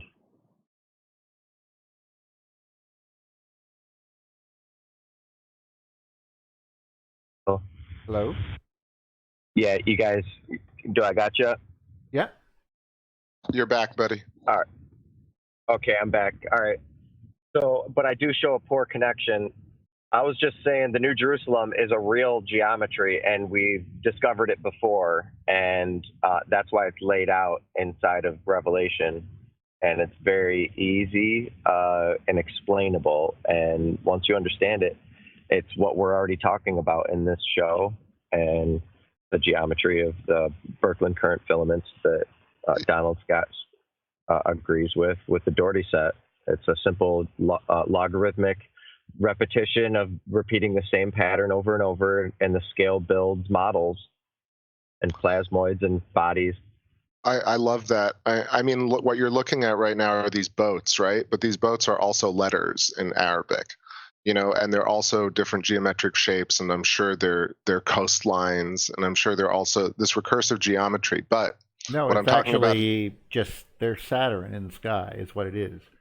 Flying I know, from the but Earth. I mean, but I'm just saying it's recursive patterns within the same thing, right? It's the same idea of this elegant universe, the one theory being seen all these different ways. My point is that in order to see this shape that you're seeing right here, the background has to exist. But most people psychologically don't take that into account when they look at a symbol like this boat, for example, or the Saturnalia symbol, right? They always immediately go to the symbol, and then they look at the meaning of the symbol. And this is why you have consciousness that exists in this realm of pure absorption of content without any type of awareness of what that item or object or symbol means. And when you take a step back, you realize that, no, this page is what allows us to see these symbols. And that page is dark matter. The page is counter space. It's antimatter. It's all the people who you disagree with. You feel like it's 90-10 or 60-40. That geometry is somehow baked into it. This is just, Buddy and I have talked about it. Golden ratio. Yeah, but sometimes it does. Maybe it kind of ebbs and it flows. Like the fact that the crosses. Somebody was asking, like, why is the cross? It could be north, south, west, east, but you have one arm that's longer than the other. And then I posted a picture of the Ankh. You can kind of see the Ankh with the curl at the top. These are the filaments that we see on the surface of the sun. These are those magnetic loops. That's Saturn right there, actually. So I think it was always the green scarab. So. Yeah, so it's almost like what I was saying with Marvel. Like all these myths are right in front of people's faces. And for some reason, we're like, wow, why don't they get it? It's the same as like, why are these spirals all the same throughout the universe? The reason is because of the geometry. The counter space, the 90% of the page that holds all the matter in place are the people who don't get it. That's just an idea. You just said page, and I was literally thinking when you said that of origami and folding, and like literally as you were speaking, I had the visual in my mind of how fractal folds, like things fold along lines. I mean, the idea of things are repetitive, but they fold, the shape changes, the scope changes, there are changes, but things fold along lines. But look at fractals in negative space, right? They're also as important as, go ahead. Exactly. But it's just it's like a fault line, you know. And ideas they bend along the course of least resistance, and that creates a shape. And that is exactly what we see in the electric universe. It's literally the same structure occurring. And I think that, you know, you talk about that kind of thing a lot, Chris. And it just sort of, when I listen to you talk, it makes me think along those lines. And then that's why I so appreciate you, and you need to stop being so fucking self-effacing all the time. Hey, I have conviction. Thank you. You're brilliant and very inspiring, and your ideas are obviously very provocative. But I love what you're saying. Anyway, go ahead. Actually, if I might be so bold, like I said earlier, I like to give it away, you know, so it comes back to me. So thank you. I appreciate that, Duff. If I might be so bold, I actually wanted to answer a question that you had. Why wasn't Jesus Roman? Something popped up there, Tess, that just I was reminded of at the time, but we sort of got off track. But one of the things was basically he had a son with Cleopatra called Caesarion. And so once he was knifed, his son was still in Egypt and was obviously the target of probably several assassins. And she was trying to get him to not die. So she obviously had to send him away. Now, the story of that alone is very interesting. Now, imagine like having him be like come back as sort of Jesus would just not be cool for them. So, because that's basically like, yeah, you stabbed God and now his son's here to mess you up. Right. Yeah, that's a good reason. Right. Just a thought. Could be wrong. There's also very clear, well, I mean, it's traditional evidence that the year 4 is the date of the year of Jesus' birth, and he was born March 19th. Now, what does that have to do with, you know, Christmas time? They obviously knew. It's because I think people are they're suggesting that this really is John the Baptist kind of thing, that they just kind of morphed into Jesus's stuff and pretending that they actually don't know Jesus's time, you know, his own birth date. So as far as being real, there's no way that, you know, some traveling entertainment thing came along and made these stories and made this time and made it continue. Even cults, when the individual dies, they don't survive. They just die off. And because there's not enough. Well, I might have been embellishing, but the idea behind the historian, I thought it was Seneca. I could be wrong, but his idea was that basically that it was a story that got personified, not unlike a lot of people today would think that Sherlock Holmes was a real person as opposed to a literary figure. Yeah, but the only way, yeah, I mean, the Christian church almost died in the 2nd century. Because there was a 2nd century, because I don't even think. I mean, yeah. I mean, almost died in the 2nd century. Didn't it become like it wasn't even a church then? Because I mean, this was before it was taken over by Rome. Well, actually, the church took over Rome eventually. Yeah, because of Constantine and his I got something for you. This is going to mess up the next 40 years, but I'm Christian now, and he kicks it. And that was it. They were all like, crap. Yeah, Constantine. Well, he's the there's substantial evidence that Jesus existed. There's more evidence that Jesus existed than most people ever on the planet. You can look into particular lawyers. There's a lawyer who's never lost a case, and he went to go try to prove to disprove that Jesus existed, and then all he found was actual more evidence that Jesus existed than the evidence that he didn't exist. So that coupled with John being a forebearer for Jesus. Jesus was like in the image of John. John started baptizing people, and people started coming to the river because they needed to come to the river, and it was time. And Jesus also is in the order of Melchizedek. So Jesus isn't the first Jesus. He's in a order of a lineage of types of, I guess, there's styles of people that have been existing throughout history. And I am a certain style of person. Neil is a certain style of person. There's different geometers and mathematicians and politicians, and we all have our place. But there is an order that Jesus is in, and that's in the order of Melchizedek. And that gets into New Age thinking. Well, not really New Age, because that's old age. But New Agers want to use that term and say that I'm going to become a ball of light and ascend. And maybe that's what the whole point of life is. You know, I mean, to become. Yeah, you've really hit on a big point, because John the Baptist was the had a father that was part of Aaron. Jesus was Melchizedek, however you pronounce his name, and then the king in Salem in the days of Abraham. I don't know. Abraham. Anyway, the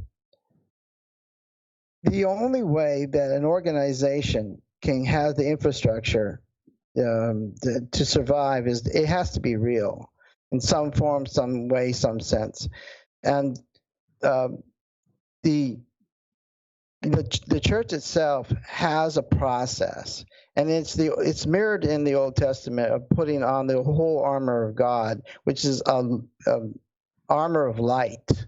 That's how you become a child of God. And but the armor of God is a New Testament thing, brought from the Old Testament, parts of the Old Testament. No, right? That's the test of any New Testament. Is it has to be in the Old Testament. It has to be mirroring something in the Old Testament. So but I'm saying that process. You have to understand in the times that back in the day how terrible things were for most people, and they had no way of upward mobility for most of them. And by joining the church, which was a radical love, because you were supposed to love those who were killing you. It was a gang. Yeah. Yeah, and so by joining the church, you could up your mobility status and capacity and everything else, but there were spiritual processes and discipline that made it possible for you to go up in the church. I don't know about you guys. There's ways to go up in the church, of course, but I don't know about you guys. But there is something that I've experienced, which is continual, visceral, experiential growth from almost like explained in the Bible, from glory to glory, from honor to honor,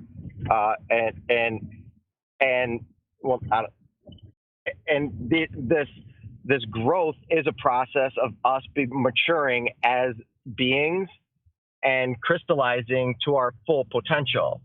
And a lot of people forget about the aspect of there's a certain word I'm trying to remember inside of Christendom, but once you are turned on to this philosophy and these ideas, which are transformative in and of themselves, once you're turned on to them, it's supposed to trigger the transformation in you to become a more moral person, which allows you to see signs that you could not perceive before through obedience and through disciplining your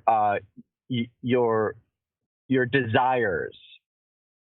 There's a lot of things to desire, and you become a slave to your desires, and then you first start forgetting about all of the beautiful things that are free in life, and all of our senses and our just everything in general. So there's all sorts of good precepts inside of Christendom that they're teaching, but what I want to talk about is not even those, but is there any in our collective and the electric view? These are like goals or like almost transfigurations from one body into the next, one magnitude to the next, one double layer to the next.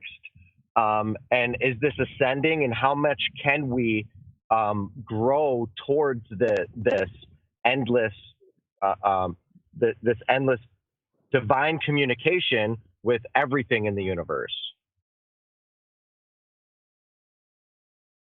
I think there's a process, and I think that's the kind of thing that the Christianity was trying to get a discipline on, is that you, by putting on the whole armor of God, which is God, the light, which is light, actually you ascend Venus. yourself up. See, if you could see remember, Mars was bathed in the armor of light, or the armor of God, because it was Venus glowing around it that gave it that that's what the armor was. In fact, I can show you pictures of it. It was all over. Dave Tabla had a big thing of it. Anyway, keep going. I'm sorry, I didn't mean to interrupt. The armor in the Bible is very specific. There's the helmet of salvation, which is your mind, the renewing of your mind, and much, much more. There is the breastplate of righteousness. There is the belt of truth. There's the feet ready and willing to spread the good news, which the good news is the gospel, which is we know what the gospel is. And not only the gospel, because the good news was around before this. We spread the good news. We have the alacrity to spread the good news and the willingness. We have the feet and prepared, ready to go. But the only defensive weapon in the armor of God is a sword of faith. And the sword of faith is the word. And the word is Jesus made flesh. Out of all of the words in the whole universe, one word became into a person. And at the beginning was the word, and the word was with God, and God was the word. And Jesus became this flesh. So if you can imagine the sword of faith actually being the Bible, which is the word, which is living, it's an actual living thing. Once you pick it up, it will become in you, just like when you pick up other things. I'm sure I guess you could say it has legs, it has roots. A lot of religions have roots and legs. You pick it up and it's going to take you somewhere. But all of this comes down to the auric field. We have a bioplasma body around us, and it's surrounded in angels. We are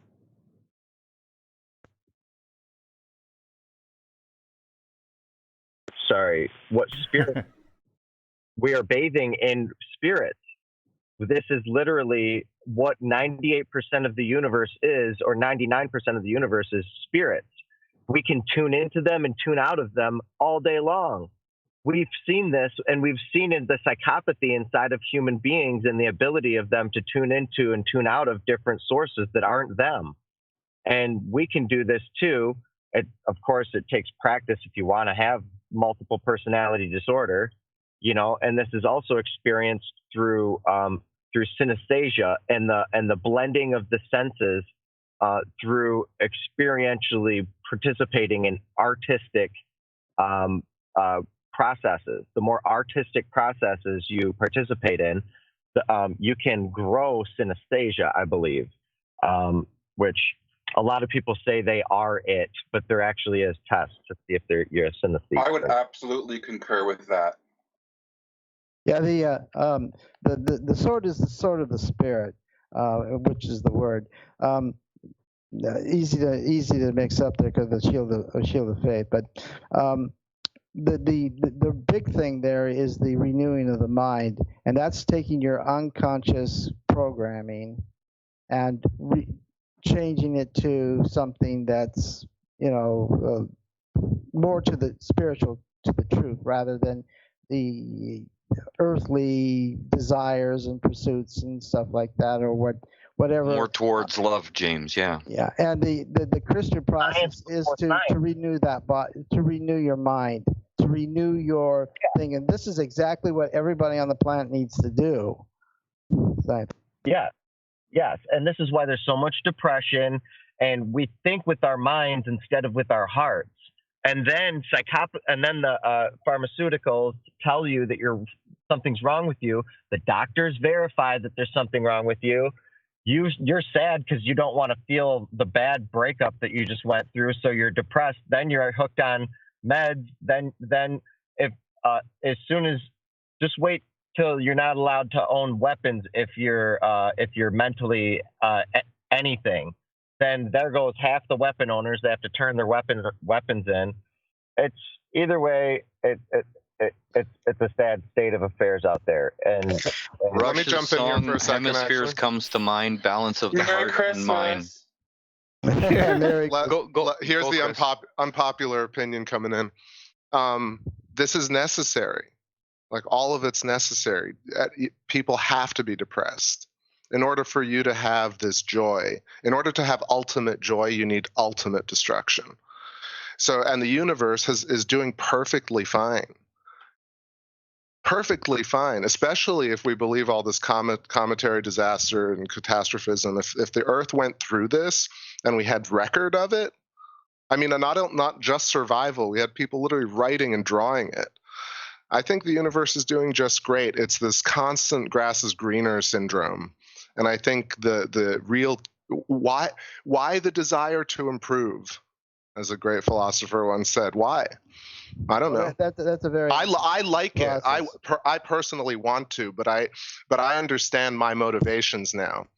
My motivations are to appreciate the moment at the center of the torus versus living at the edge of the torus.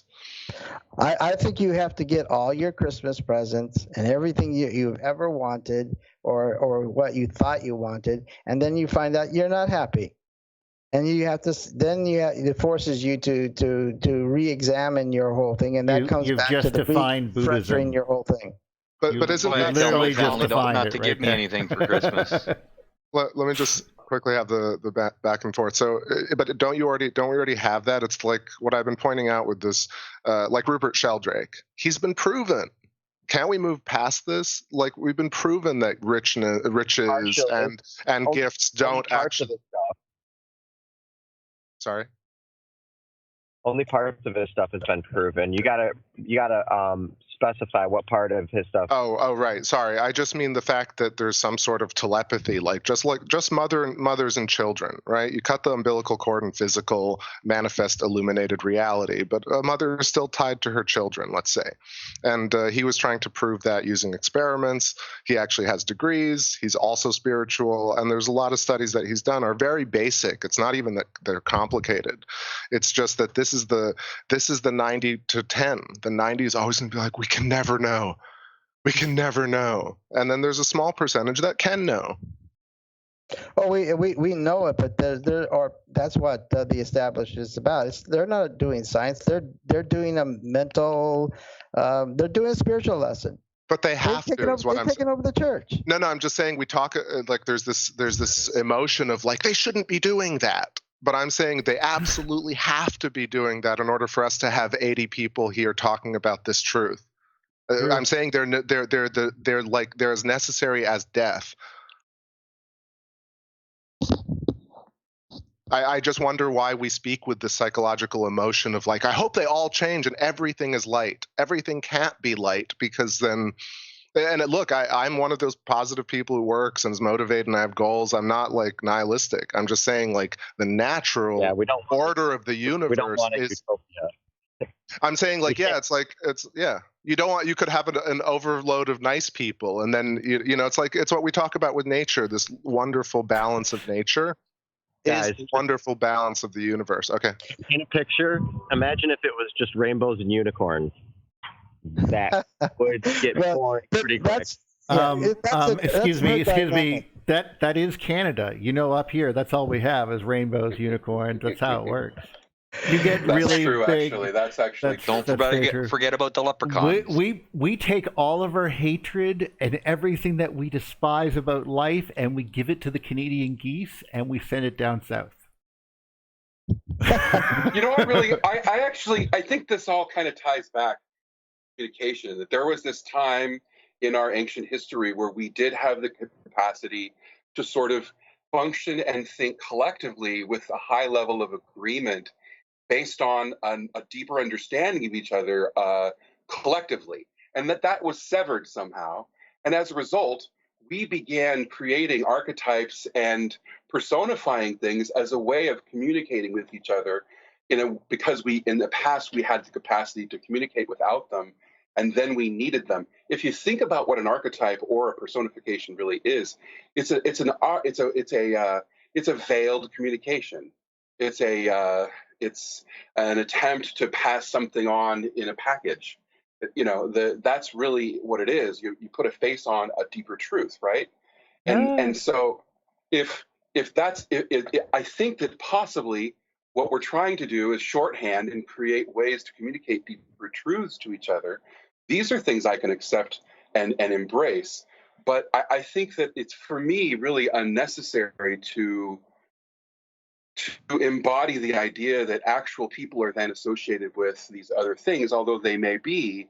For me, the greater concepts are internalized by me, and then I begin to understand something. I'll tell you, the greatest gift I give myself is solitude for Christmas.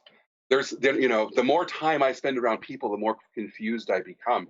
The more I draw truth from within myself, when I ask myself questions and I debate ideas within my own mind, and I present and I consume information for myself, I find that I find clarity in that. And I think, I think that if I weren't such a loner, I would be a dumbass. I think the only reason I say smart stuff is not because I'm a really smart person.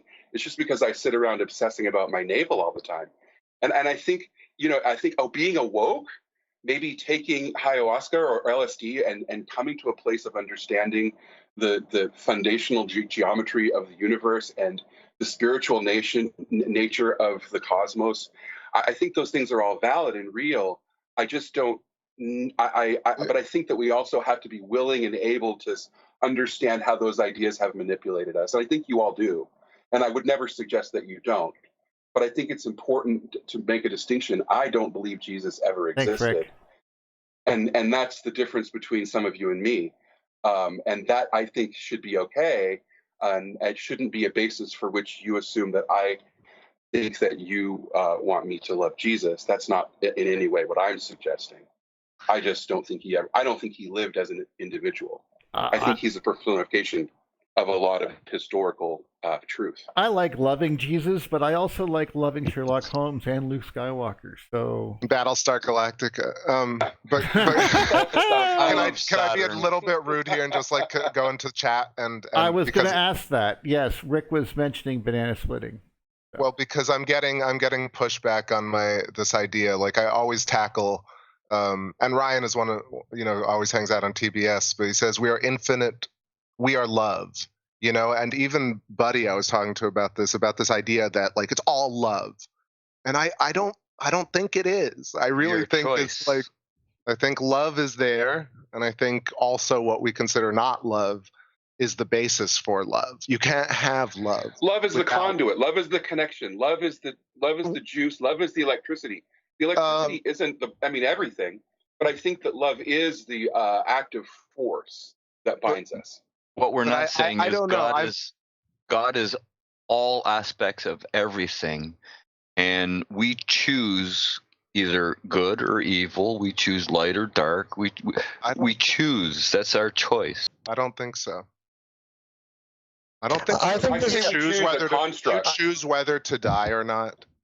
You choose what you think God is. That's Some your people do. construct. When their husband or their spouse passes away, days later or weeks later, they're gone too.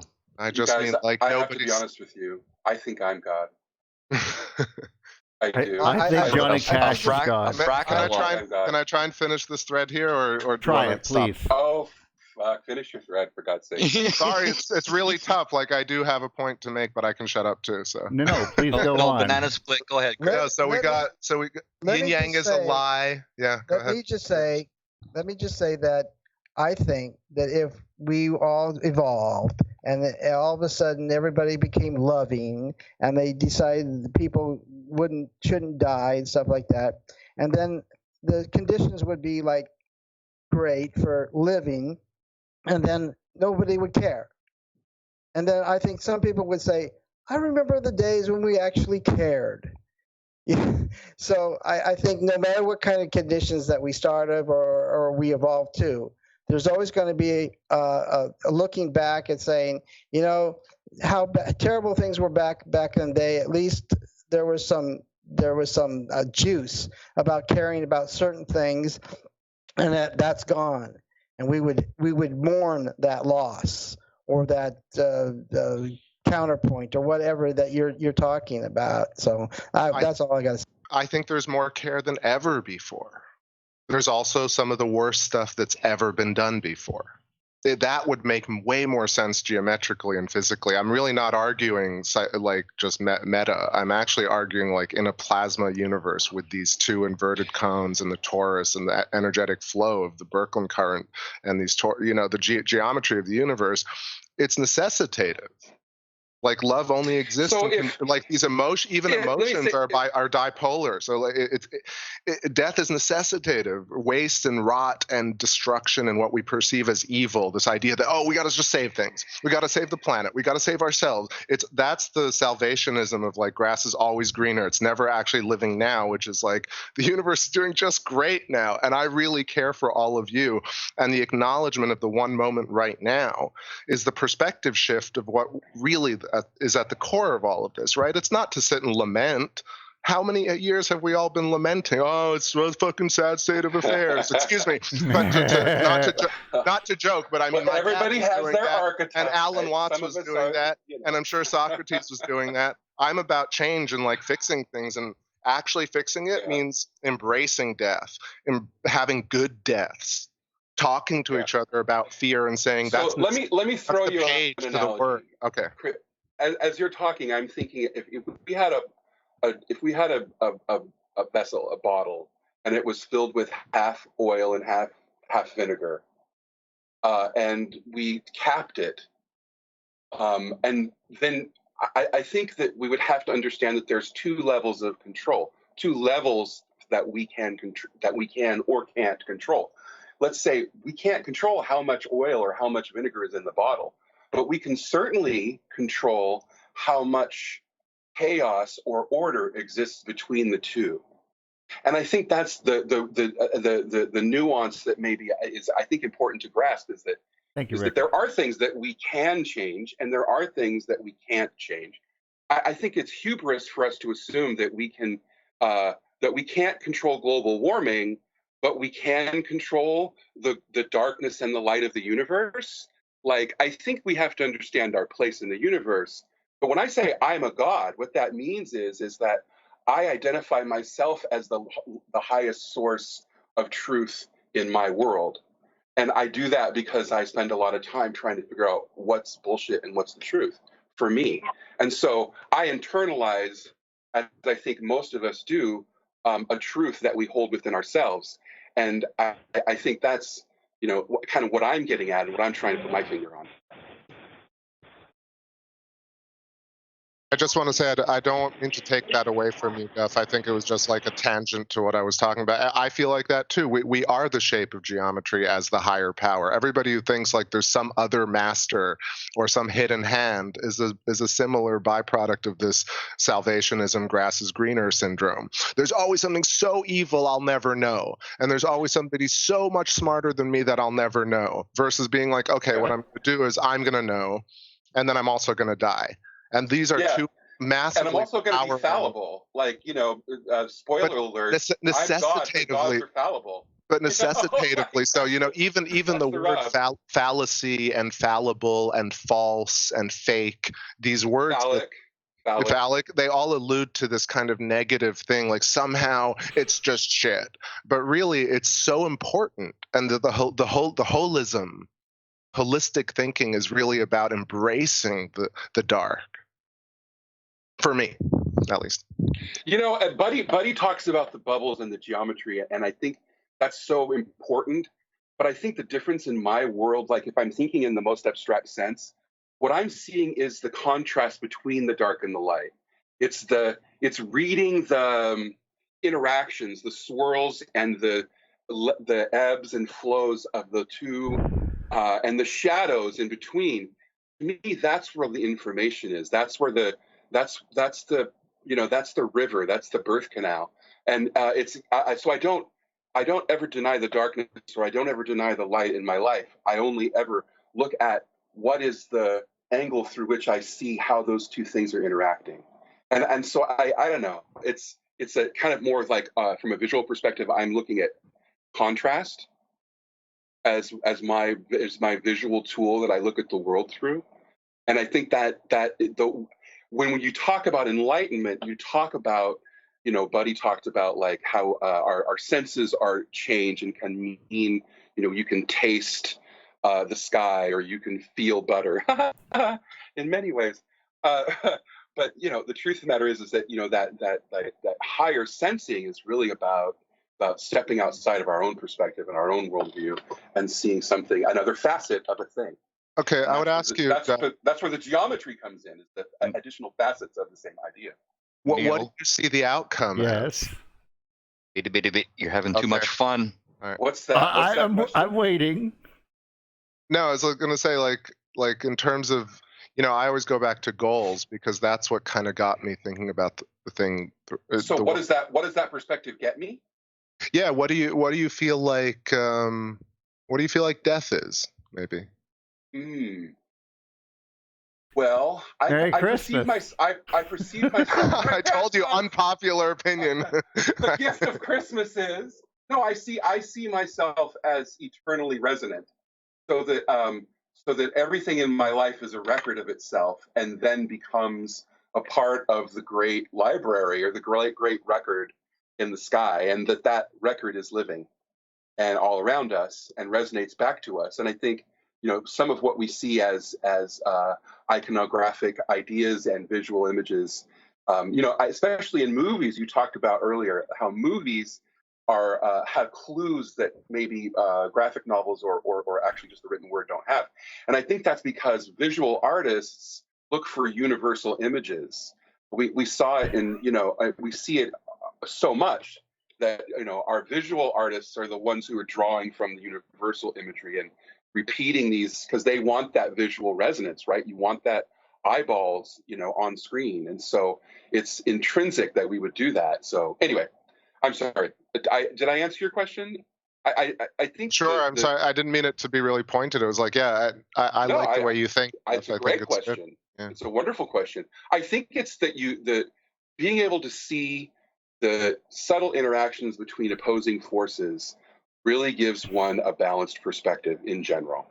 And I think that dark and that light are symbolic in being able to always put yourself in the other guy's shoes, and long enough to balance your own perspective. And sometimes I put myself in the other guy's shoes, and I think these shoes are stupid, and my shoes are way better. And other times I put myself in the other guy's shoes, and I think these shoes are far superior to my own, or these are equal to my own, or this is completely different in a way I'd never thought of.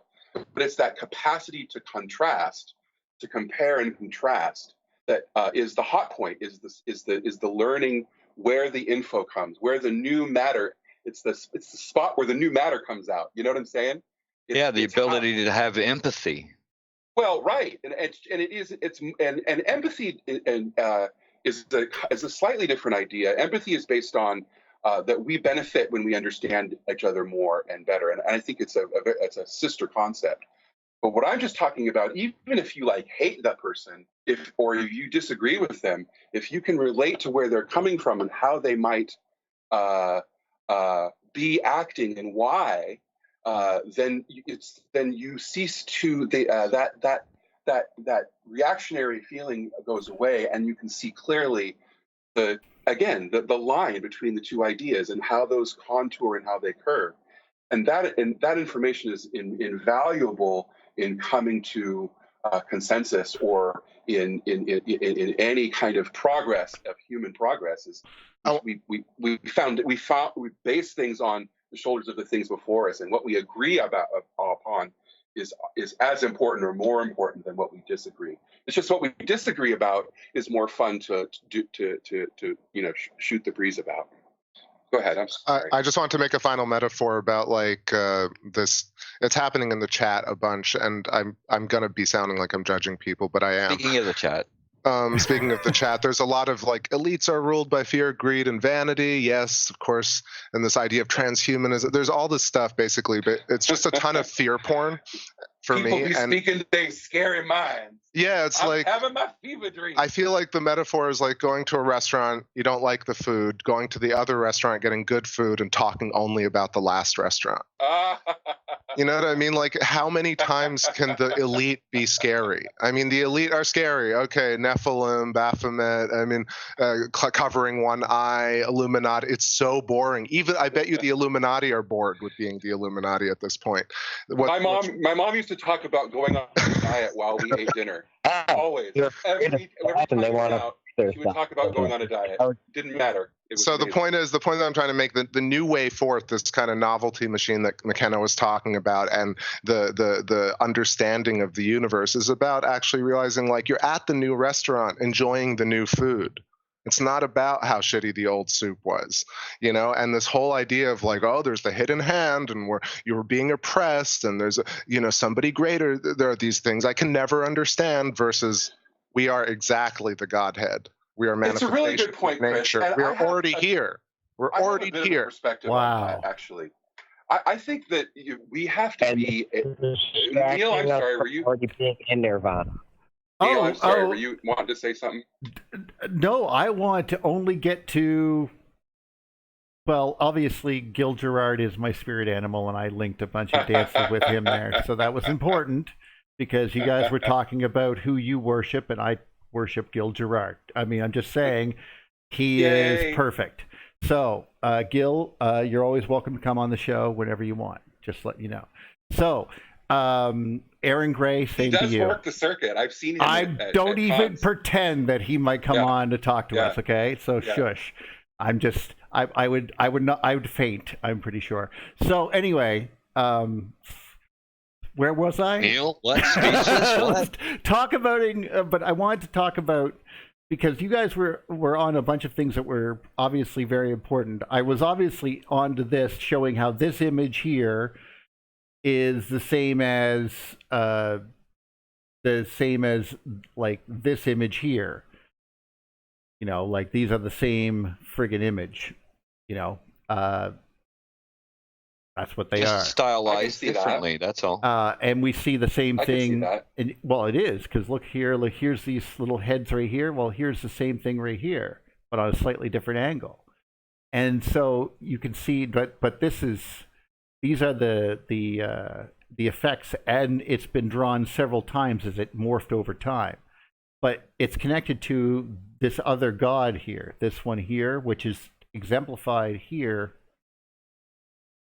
with the flower. I had it just a second ago. Yeah, that thing right there, see?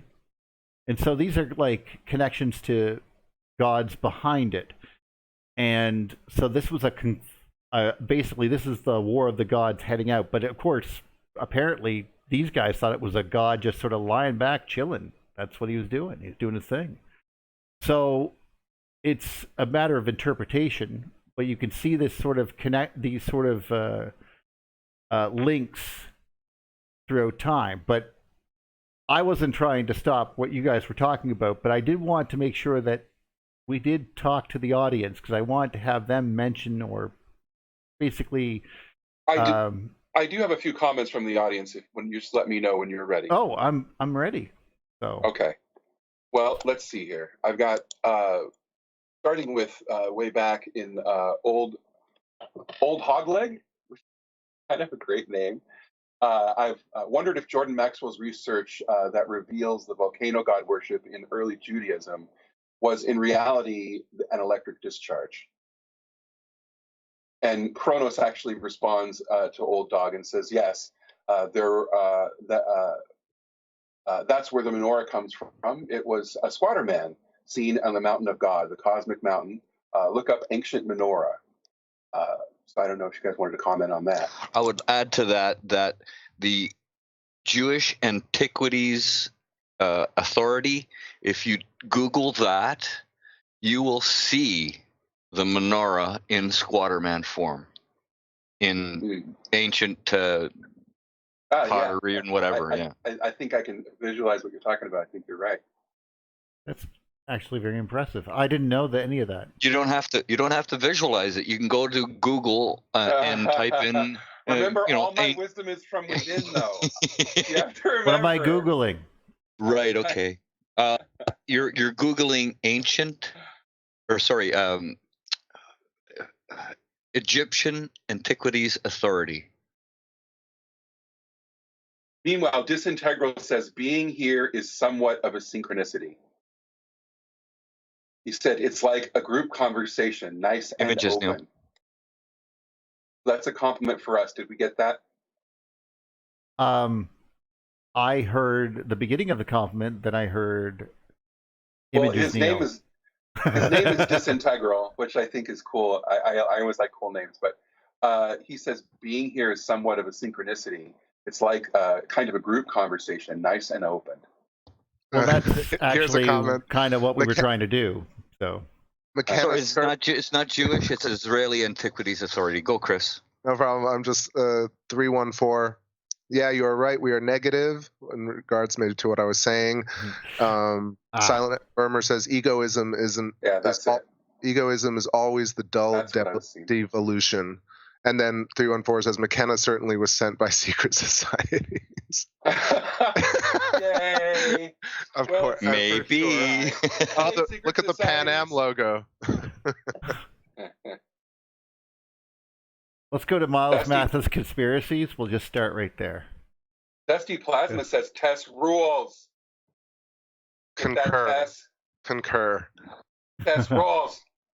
I would just like to say hi to Silent Murmur and Peter Birdsell and 314 and Robin Guerrera, and there's a whole bunch of other people. Renegade is here. Polly is always here. Ryan, Mary A. Thank you for showing up as Sateric Cat and part of the family. Wow. Yes, indeed. You're also welcome. And we love you for being here. Thank you. So Zero Mus Yates says halos seem more fitting for the mushroom theory from ancient art, seeing the tree from Adam and Eve used to be a mushroom in artwork. That wouldn't surprise me. The mushroom being. Go ahead. The mushroom is a big symbol in pagan Yule, and it's a Christmas. It's definitely a Christmas image. Well, of course, but also look at what it was. If you're trying to look at that middle part of it, that actually is the underside that has the ring. So that's also a big thing in Hindu. So if you break it, and so you put a stem and bend it backwards or break it, you'll have that circle that you need to complete the symbol. And it would also have, colors on it that would be much more indicative of probably what they saw in the past. Also, a little factoid, mycelia is the world's largest organism. Yep. I mean, that's that right there is a natural Saturnian symbol right there. And psilocybin, as it turns out, is being used to combat mental illness. Oh yes, definitely. So, We've been doing that in yes. Canada for like years, but it's finally breaking out. So I'm very And happy. I would say ayahuasca or ayahuasca is way better at that. It almost doesn't matter. The fact that they're even trying is a big step forward. So yeah, absolutely. exactly. I mean, it's like, well, this one will only help you a lot, and this one will help you a great deal more. But it's like, oh, so a lot or better. So like. And you only have to take it once. That's the thing with the psilocybin trip. You only have to do it once, and a large majority of the people, the percentage-wise, like 80% or something like that, don't reoccur. Wow. Oh, I've reoccurred. He gets stressed I out definitely inhaled. Just an opportunity to say that, like, psychedelics, DMT, mushrooms, all of these things create visions that are not imaginary, and that all these visions are actually, the geometry of plasma that we can likely sense in some sort of way when drugs. Yeah, apparently you can ask questions and get questions answered when you're in these states. Actually, that's a great point. You see, like, that phrase is very enticing. Go ahead. Sorry. I think maybe Jim or Buddy was going to say the same. Yeah, I was going to say exactly. You can ask questions in real life and get answers. You don't necessarily have to take psychedelics and ask some deity. No, you know what I mean? It's one of those statements that's so seductive. We'll it's like do our best. Like, you just got to take drugs so that you can ask questions. But like, and I know you didn't mean that. Actually, in a lot of cases, I'm just going from observations and testimonies that. No, it's true. But I'm just saying think about how seductive that statement is. That somehow it's an easy path. Yes, I agree. Guys, but some people need that path to expand and grow in life. It allows you to see it allows you to answer questions you would never normally go and find the answers to. Sometimes you didn't even know you need to ask the question, but you stop. You have blocks in your head that prevent you from going and getting answers you already know. And it's only because you fear the answer, but because you fear thinking about even going through the idea of trying to work your way through that regret or whatever. Well, it doesn't care, so it's going to go through it anyway. Like, that's kind of what happens, I think. Times like when you're on entheogens, you'll give the grass and the leaves and the dirt time, and your hand, you'll give it time. You'll stare at it, and therefore stuff happens when you slow down and give it the time that everything really deserves.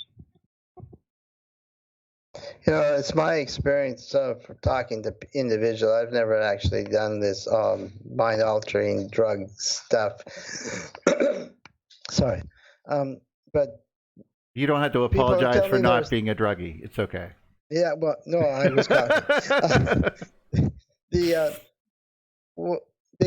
they're so busy watching it. They're so visual that they never even think to ask the question. And when they kind of do, they get an answer, but I don't think they know that they can get an answer. They just are too busy watching it. What's really weird is the geometry is the information that we need, and we need to be able to convey this geometry to us in a way that we can receive it.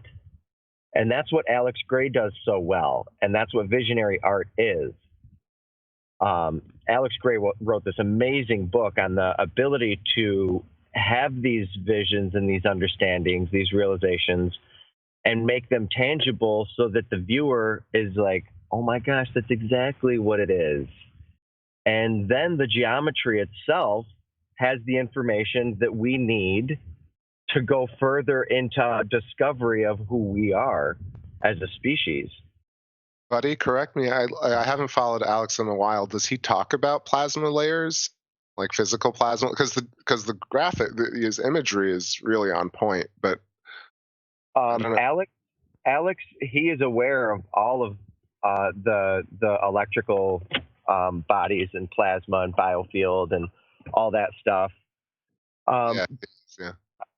But he's really into the Ken Wheeler's integral theory, and which is its own topic for its own day. But that's and also I met Paul Stamets over at Alex Gray's house, and he was talking about everything being a fungus and the mycoverse, and with MYCO, and I'm a huge fan of his. A huge fan. If you look at your brain, it looks like fungus.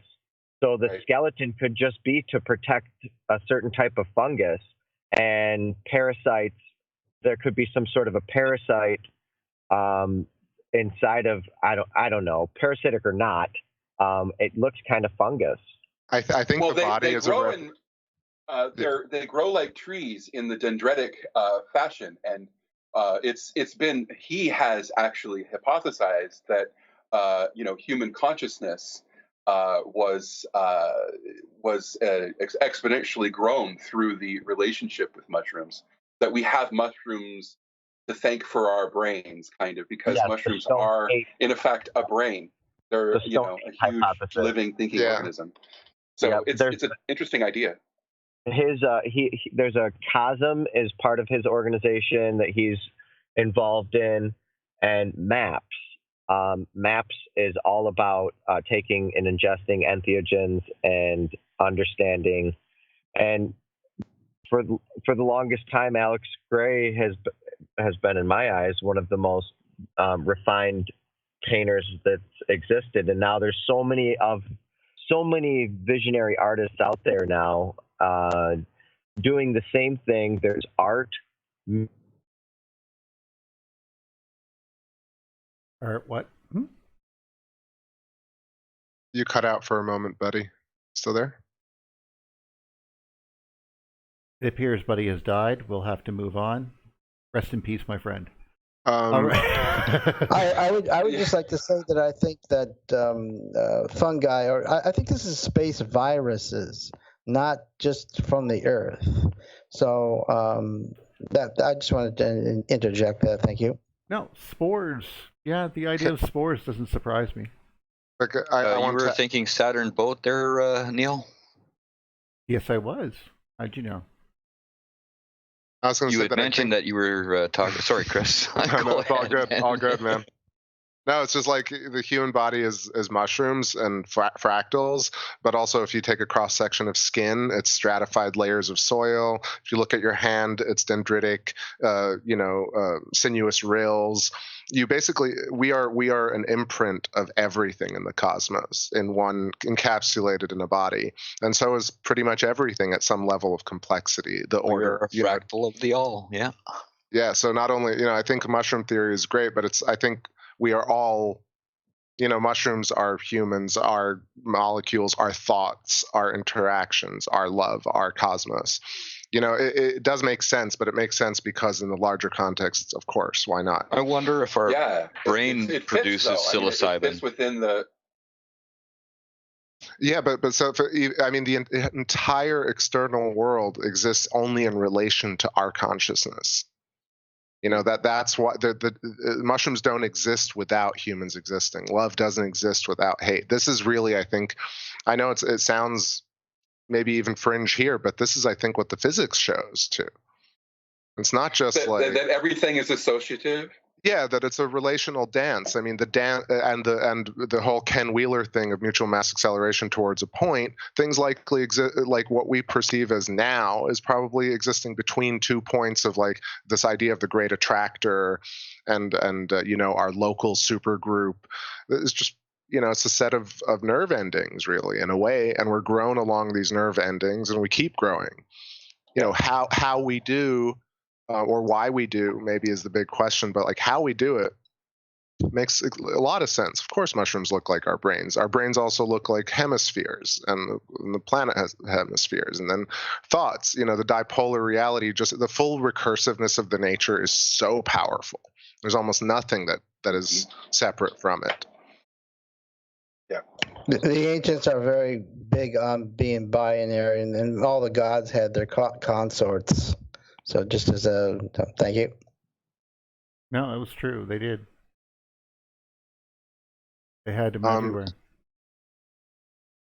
So because Buddy was big upping Alex Gray, I was gonna stand up for Alex. And Peter Birdsall makes a comment, not fully respectfully, says Alex is a tool for unclean spirits. Half-truths with hidden intentions, never good. But I would argue that almost everything that you know, including yourself, is full of half-truths and half-lies as well. Like this is part of what makes a good meal.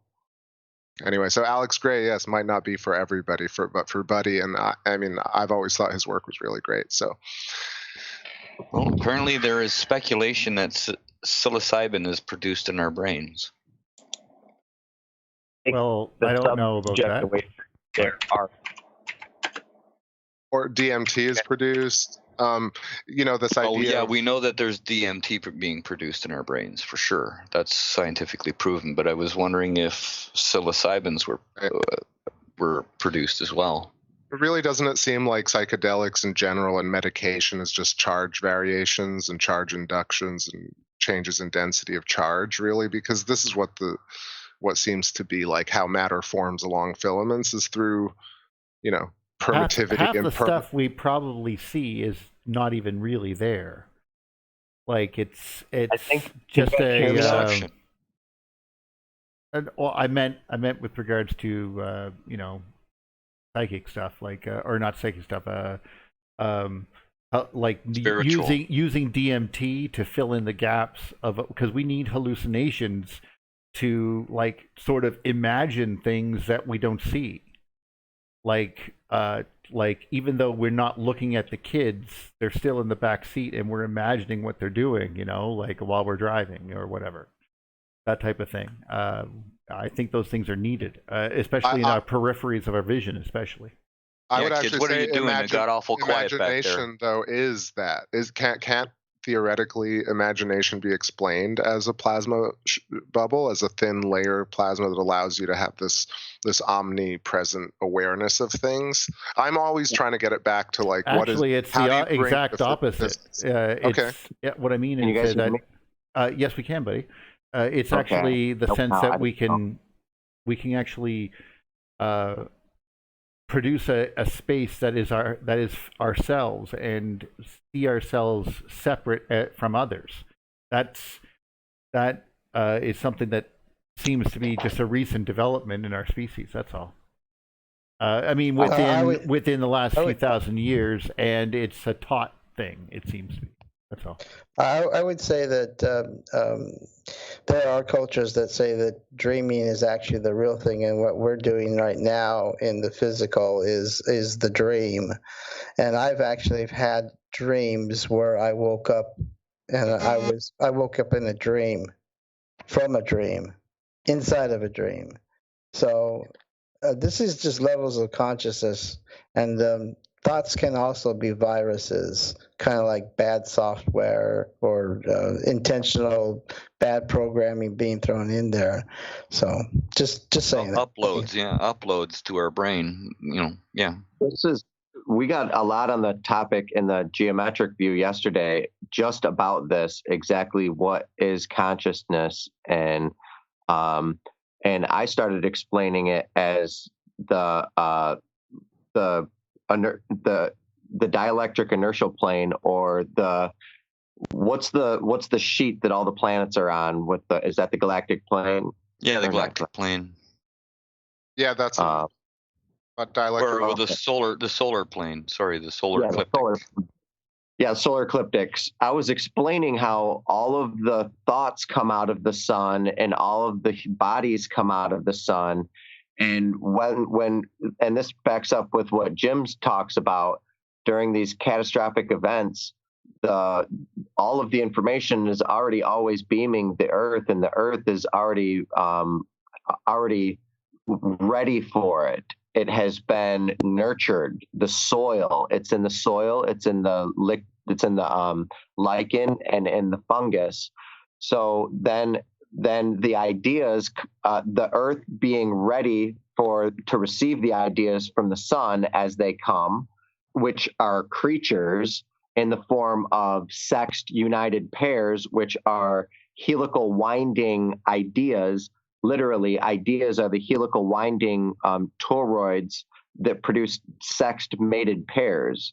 But this happens after millions or thousands or whatever years of cyclical planetary movements, which is just looping around. But anyway, so ideas come out, and that's what the morphogenetic resonance is. Morphogenetic resonance is this constant bombardment that keeps coming from the sun. Now, if we were to have a reset, there would be approximately the same amount of creatures that came out on the other end after a catastrophic event. Let's say we just had one. There would be the same amount of creatures existing on the planet, but they would all be different. They would be mutated. So it goes along with the idea that, sure, there for some reason is a resonance that stays in tune and is able to rapidly produce biological life entities Photons that we see that come inside from the sun are giving directions for cellular growth. That's been proved in the lab.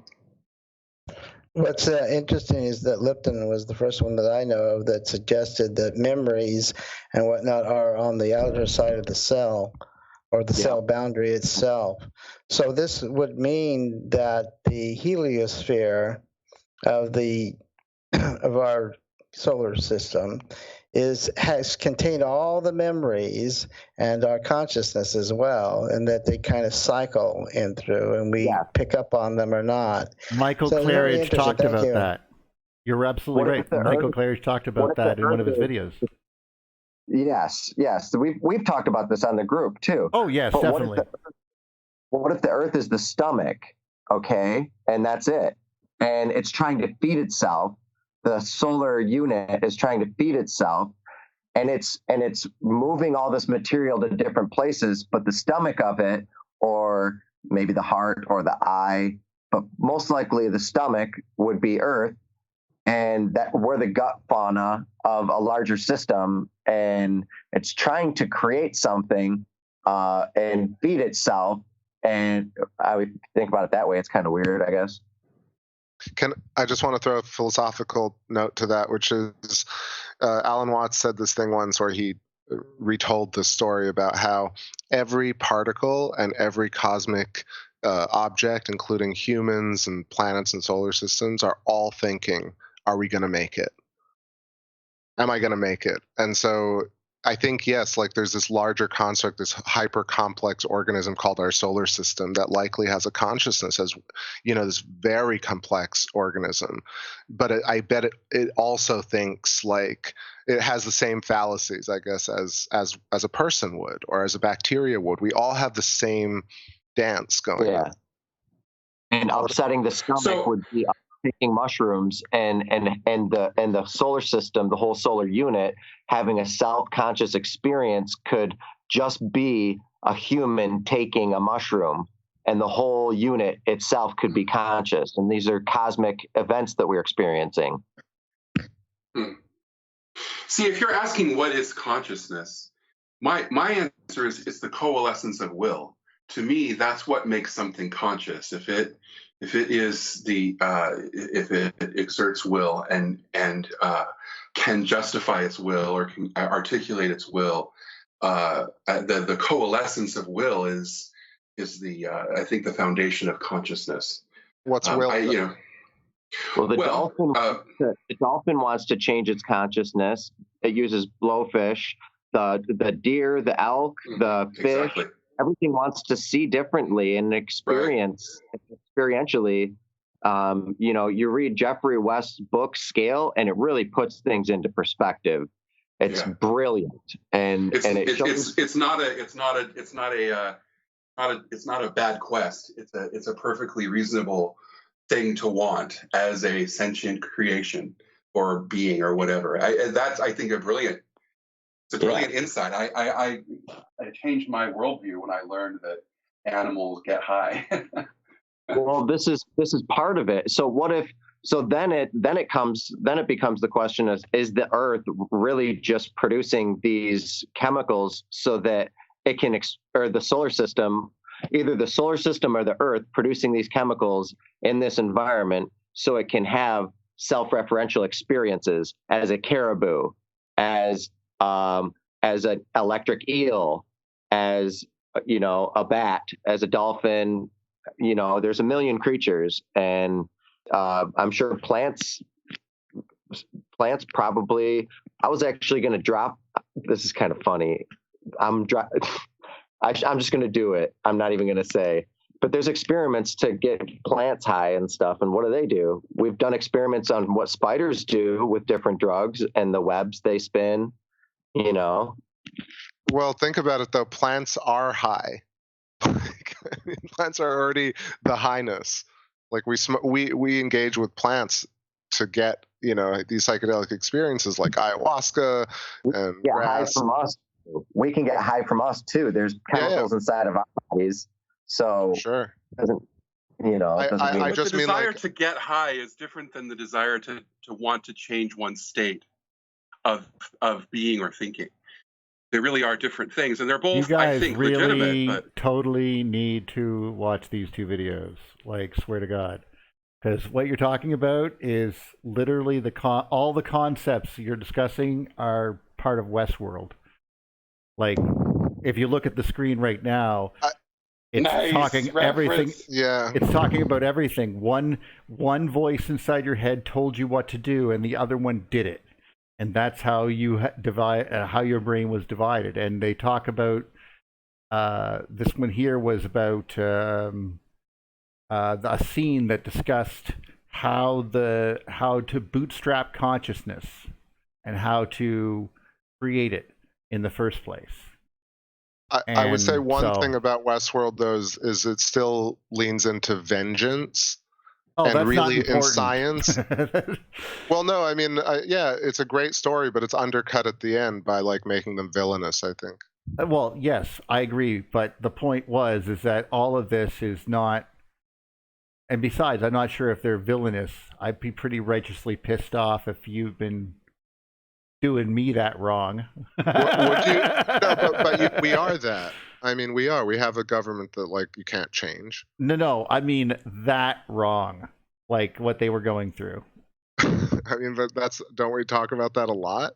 It is that wrong. Westworld is so hard. We feel like we're these people, and we wish we were Evan Rachel Wood getting out of and Dodge and taking revenge. But what I'm saying is revenge, as the trope, is just so tired because in science, really, revenge doesn't serve anything. Working together would actually salvage not only the humans but also the robots. This is why I make nuance of this, because this is not how people talk about media. It's always look at how satisfying that was. Look at how they killed them. Look at that vengeance. You're right, Chris, because that leads to the Hatfields and McCoy, and we don't want that.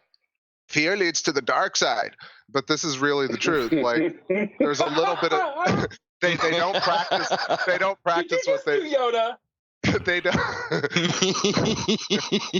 practice what they preach. They don't. So yeah, I think there's a lot of that where it's just fear, be brave, but then follow status quo versus be brave and have conviction to have your own thoughts. Yeah. Sorry, I have Yoda on my screen right now. As baby Yoda. Oh, he's so cute. But it says my business. That is none of. Somebody man the DeLorean. Talk about drugs and inducing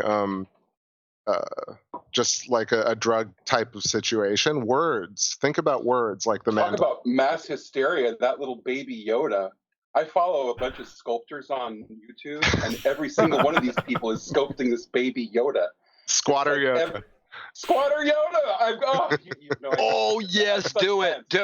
Somebody do Squatter Yoda, please. What am I going to do with all these sculptures? When at the conference? I want to bring them to this conference, but can I set up can I just put them on? I am driving there, and it will take me about 50 hours. Is your house on the way? Well, yeah, I'm closer to that here than you are. So that I'm might not help. well, I don't know. Anyway, so I've got a bunch of cool sculptures that are. One of them looks like a